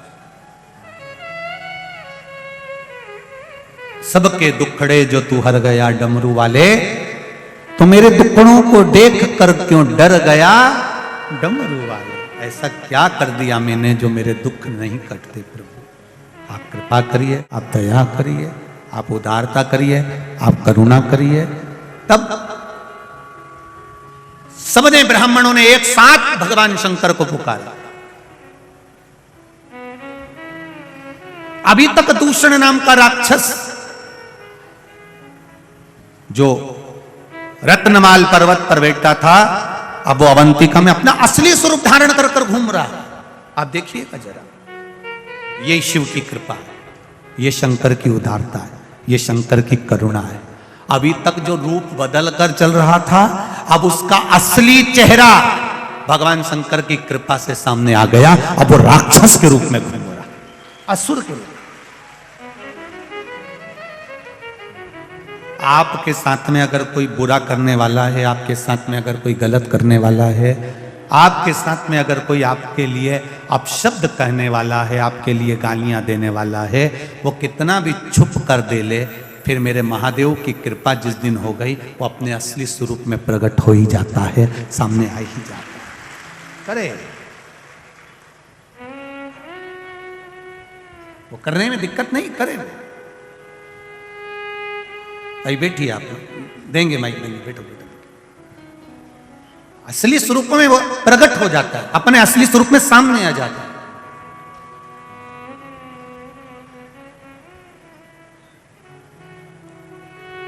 महाराज राक्षस अपने असली स्वरूप में आ गया। अभी तक ज्योतिषी का रूप रख रहा था, ब्राह्मण का रूप रख रहा था, जोगी सन्यासी का रूप रख रहा था, संत महात्मा का रूप रखकर आता था, और ब्राह्मणों के घर में जाता और ब्राह्मणों से कहता मैं इनको विद्याध्ययन कराऊंगा, और उन बच्चों को लेकर चले जाता, उनका रक्त निचोड़ कर पी जाता। अब अपने असली स्वरूप में आ गया, अब असली स्वरूप में प्रकट हो गया। आप भी करो शंकर की भक्ति। एक लोटा जल लेकर जब शिव जी के मंदिर में जाओगे ना, तो तुम्हारे सामने भी कई सारे राक्षस प्रकट हो जाएंगे, तुम्हारे सामने भी आएंगे। कोई कोई तुम्हारे ऊपर उंगली उठाएगा, चल दी गुरु जी की चेली, चल दी शंकर जी के मंदिर। क्या होता है लोटा भर के जल चढ़ाने से? जो तुमको ज्यादा ज्ञान देना कि शिव जी को जल चढ़ाने से क्या होता है, शंकर भगवान के मंदिर जाने से क्या होता है, तो उनसे हाथ जोड़कर कहना इतना जोरदार ज्ञान तू अपनी लुगाई को क्यों नहीं देता?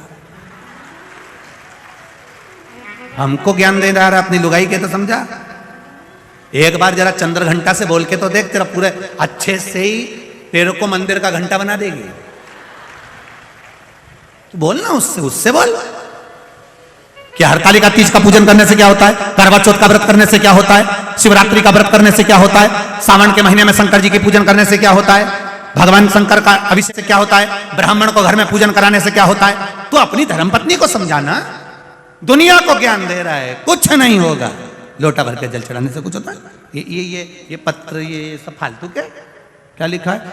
मैं सीमा राजकुमार नागपुरे इंदौर से हूं। कहीं बैठी हो सीमा जी? हाथ हिलाइएगा। आप ही हैं? श्री शिवाय नमस्तुभ्यम। दोनों हाथ हिला दो एक बार ऐसा। मैं सीमा राजकुमार नागपुरे इंदौर से हूं। गुरुदेव को सादर प्रणाम। मुझे 3 साल पहले उल्टे ब्रेस्ट में गठान हो गई थी, जिसका ऑपरेशन कराने के बाद गठान की जांच कराई गई। जांच में कैंसर पाया गया। कैंसर 3रे स्टेज पर था। फिर डॉक्टर बोले आपका ब्रेस्ट निकलेगा। फिर मेरे ब्रेस्ट निकालकर ऑपरेशन हुआ। कीमोथेरेपी हुई, मुझे 8 किलोग्राम संग 8 कीमो लगे। 8 कीमो पूरे होने पर 2021 में मुझे फिर दूसरे ब्रेस्ट में गठान हो गई। तब मैंने 2021 से ही आपकी शिव महापुराण की कथा सुनना प्रारंभ कर दी। जब मेरे दूसरे ब्रेस्ट में गठान हो गई और फिर बताया, आपने टीवी पर जो उपाय बताया था वो करना प्रारंभ करा। एक बेलपत्री शिव जी को चढ़ाकर खाना, जल चढ़ाकर शिव जी को आना। मैंने करना चालू कर दिया।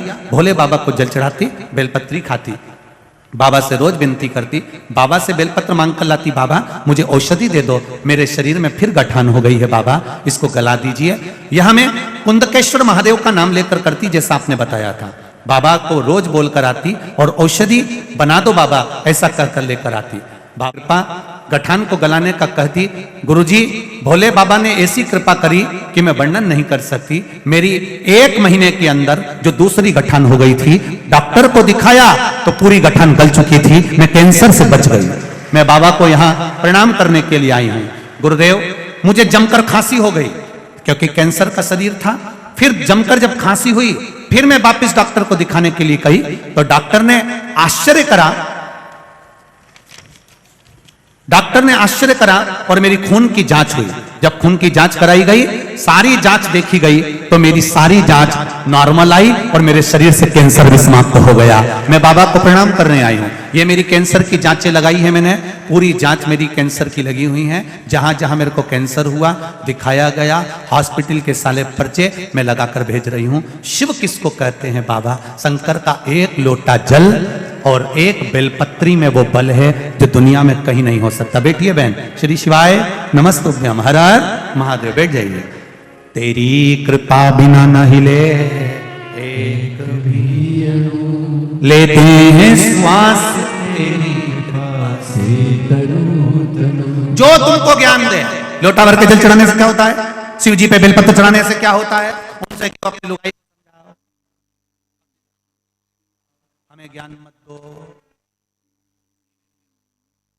धर्म में अगर आदमी घुसता है, प्रवेश करता है, तुम कभी नहीं टोकते, पर सनातन धर्म में आगे बढ़ता है तो 25 बार उंगली उठाते हो। तुम सनातन धर्म के विरोधी हो।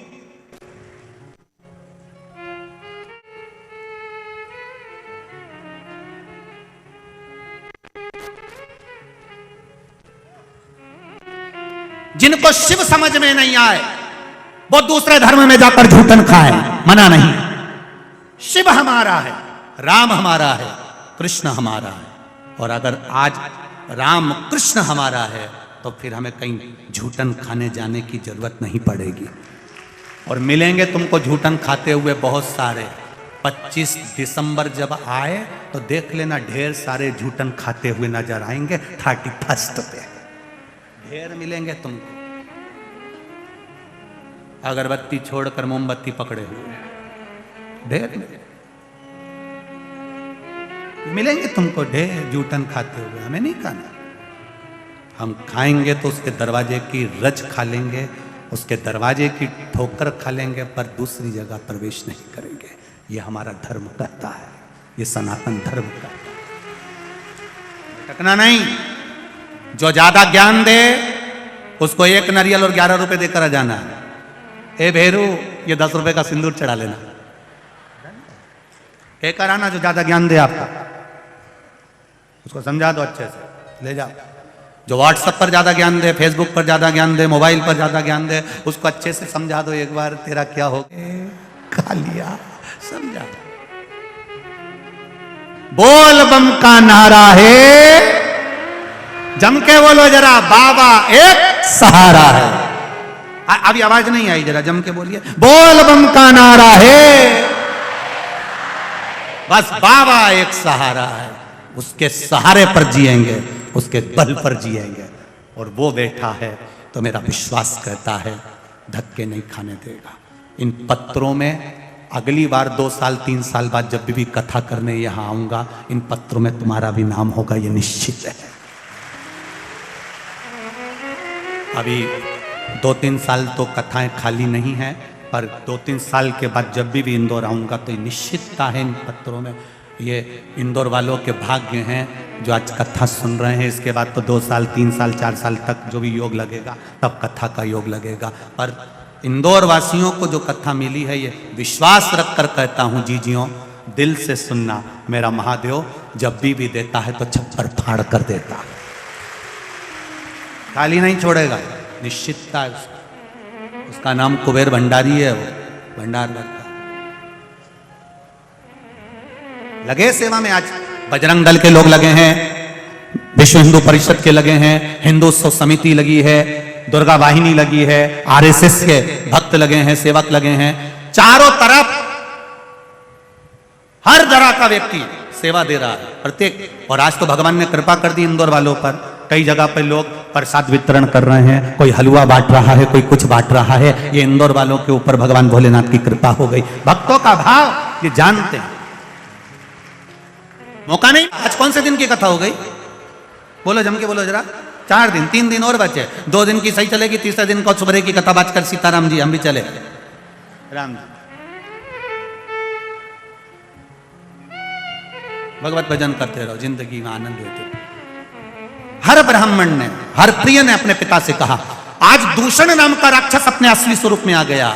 शिव जी के सामने असली स्वरूप आता जरूर है। जो तुम्हारे पीठ पीछे गड़बड़ करता है वो एक दिन तुम्हारे चरणों में पड़ा मिलेगा, ये निश्चितता है। ये मेरा शिव है, ये मेरा शंकर, ये मेरा ओघड़ी है, ये मेरा दयालु दातार है, ये मेरा भंडारी है, कुबेर महाकाल राजा है। सामने आ गया दूषण। दूषण ने आज वेद प्रिय के बेटे को, हर प्रिय को उठा लिया। इसको ये नहीं मालूम था कि ये मिट्टी का स्पर्श कर लिया था, वो मिट्टी जो शंकर भगवान का शिवलिंग का निर्माण कर रही है। हर प्रिय को उठाया। इतनी देर में सारे ब्राह्मणों ने शिव जी को पुकारा। शंकर भगवान कालों के काल महाकाल बनकर प्रकट होने वाले थे।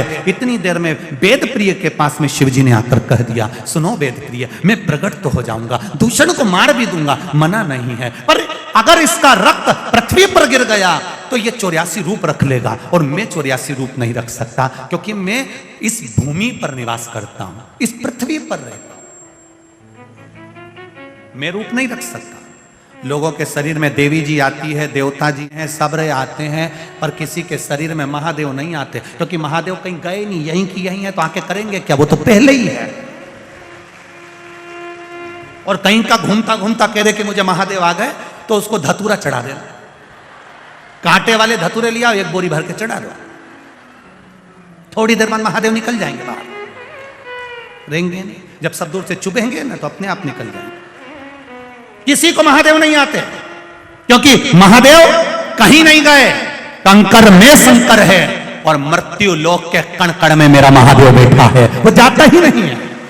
भगवान विष्णु वैकुंठ में है, ब्रह्मा जी ब्रह्मलोक में है, इंद्रलोक में इंद्र निवास करते हैं, गरुण वरुण लोक पितृलोक में सारे पितृ निवास करते हैं, पर मृत्यु लोक ये शिव की भूमि है, ये पृथ्वी मेरे शंकर की भूमि है। पूरी पृथ्वी को कहीं से भी खोद लो, खोदते से ही कहीं ना कहीं शिवलिंग जरूर निकल कर बाहर आएगा।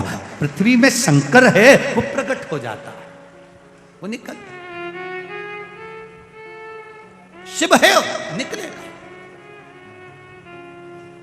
अब जिसके पास जो होगा ना, अपन उसको नाम से पुकारते हैं। भैया जो दूध बेचता है उसको दूध वाला कह देते हैं, सब्जी बेचता है तो बोलो बोलो जम के बोलो, सब्जी वाला।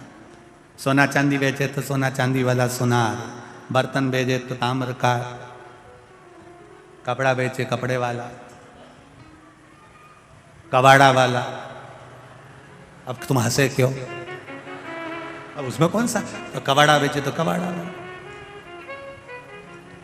अब जैसे तुमको लोग कहते हैं ना कि साहब ये कपड़े वाला है, ये सब्जी वाला है, ये दूध वाला है, ये बर्तन वाला है, उसी तरह शंकर भगवान को 1 लोटा जल चढ़ाता है, लोग कह देते हैं ये शिव वाला है, शंकर वाला। पहचान हो जाती है इसकी, ये पहचान है।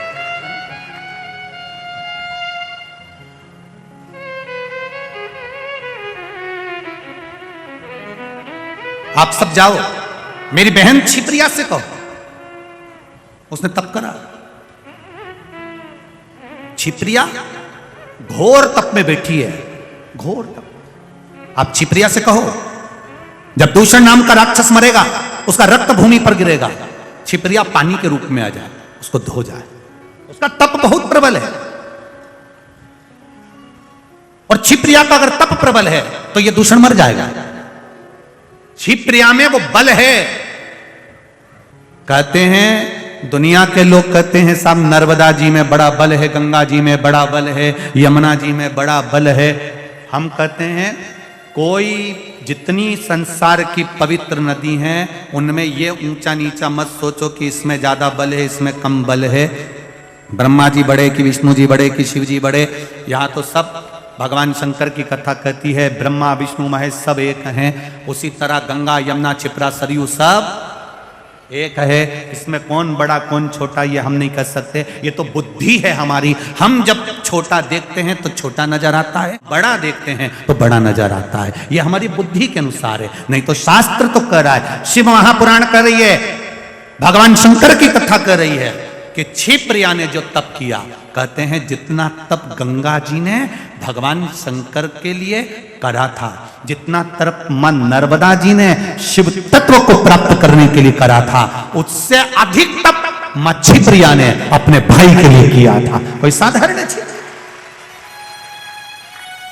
उससे अधिक तप करा है मां क्षिप्रिया ने। और क्षिप्रिया ने जब तप किया, कह दिया भगवान भोलेनाथ ने, जाओ कहो क्षिप्रिया से जाकर आए वो पानी के रूप में। क्षिप्रिया ने कह दिया तुम जाओ, भोलेनाथ जी से कह दो तुम दूषण नाम के राक्षस को मारो, मैं पहुंच जाऊंगी। क्षिप्रिया तप में ऐसी लीन हो गई कि पहुंचना ही भूल गई। भगवान शंकर प्रकट होकर दूषण को मार दिए। दूषण भागता गया, शीश कटा, त्रिशूल से भागता जाता है, रक्त बूंद गिरती जाती है। 84 जगह पर बूंद गिर गई। क्षिप्रिया उसी समय पर प्रकट हो गई, पानी के रूप में आई। पानी के रूप में आकर जैसे ही धोना चाहती थी उतनी देर में तो दूषण नाम का राक्षस प्रकट होता चला जा रहा था। 84 रूप जब दूषण नाम के राक्षस ने रख लिए, क्षिप्रिया की आंख में जल भर गया। मेरा भैया अकेला और राक्षस 84, मेरा शिव दूसरा रूप नहीं रख सकता। ये शिव पुराण कह रही है कि शंकर किसी के विग्रह में नहीं आते, शंकर दूसरा रूप नहीं रखते, शिव दूसरा रूप नहीं रख सकते। तो क्षिप्रिया ने सोचा क्या करूं।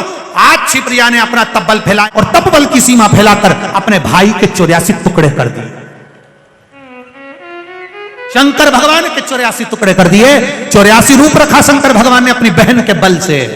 दौड़ पड़े, 84 रूप रखकर दूषण नाम के राक्षस का संहार कर दिया, जो 84 रूप रखकर घूम रहा था। 84 रूप रखकर जब दूषण नाम के राक्षस का संहार करा, ब्राह्मणों ने हर हर महादेव कहकर कहा भोलेनाथ आप 84 रूप में अवंतिका में विराजमान हो जाओ। भगवान 84 रूप में बैठ गए। भगवान शंकर 84 रूप में विराजमान हो गए और भगवान शंकर ने दूषण नाम के राक्षस का संहार कर दिया।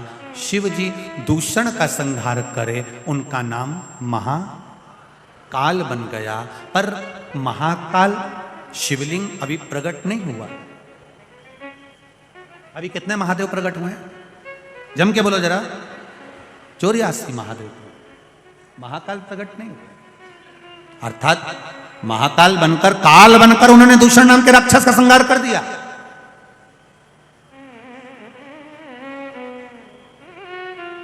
काल बनकर उन्होंने दूषण नाम के राक्षस का संहार करा है, पर अभी मेरा महाकालेश्वर का शिवलिंग नहीं बना। 84 महादेव में बन गए, पर मेरा महाकाल अभी नहीं बना, अभी प्रकट नहीं हुआ। महाराज अब समय की सीमा भी कम है और महाकाल का शिवलिंग का प्ररूप भी आना है, तो उसकी कथा भी बहुत लंबी है, क्योंकि अभी तो 84 महादेव बने हैं। दूषण नाम के राक्षस का संहार काल बनकर महाकाल बाबा बनकर प्रकट होकर मार दिया, पर शिवलिंग अभी स्थापित नहीं। अभी मेरा बाबा प्रकट नहीं हुआ। महाराज सारे ब्राह्मणों ने भगवान शिव की स्तुति करी, बड़ी कृपा करी। 84 रूप रखकर आपने जो इनका दूषण नाम के राक्षसों का संहार करा है, ये आपकी बड़ी कृपा हुई है दातार, बड़ी करुणा करी आप। कल की कथा में अपन श्रवण करेंगे महाकाल भगवान का शिवलिंग प्रकट होना। अभी 84 महादेव प्रकट हुए, 7 सागर प्रकट हुए, 9 जम के बोलो 9 नारायण प्रकट हुए, अभी 8 भैरव बाकी है, 6 गणेश बाकी है। और जब ये आएंगे उसके बाद मेरा महाकाल बाबा फिर भूमि पर प्रकट होगा। बहुत लंबी विस्तार से कथा है। अभी 12 ज्योतिर्लिंग में जो तीसरे ज्योतिर्लिंग की कथा चल रही है महाकाल भगवान की, अभी ये कथा इतनी जल्दी समापन नहीं होगी। कल के क्रम में भी उस कथा को प्रयास करेंगे जल्दी से जल्दी उसको पूर्ण करने का और अगला ज्योतिर्लिंग लेने का। तो भाव के साथ में अभी माता पार्वती भगवान श्री गणेश जी महाराज को लेकर पधार रही हैं।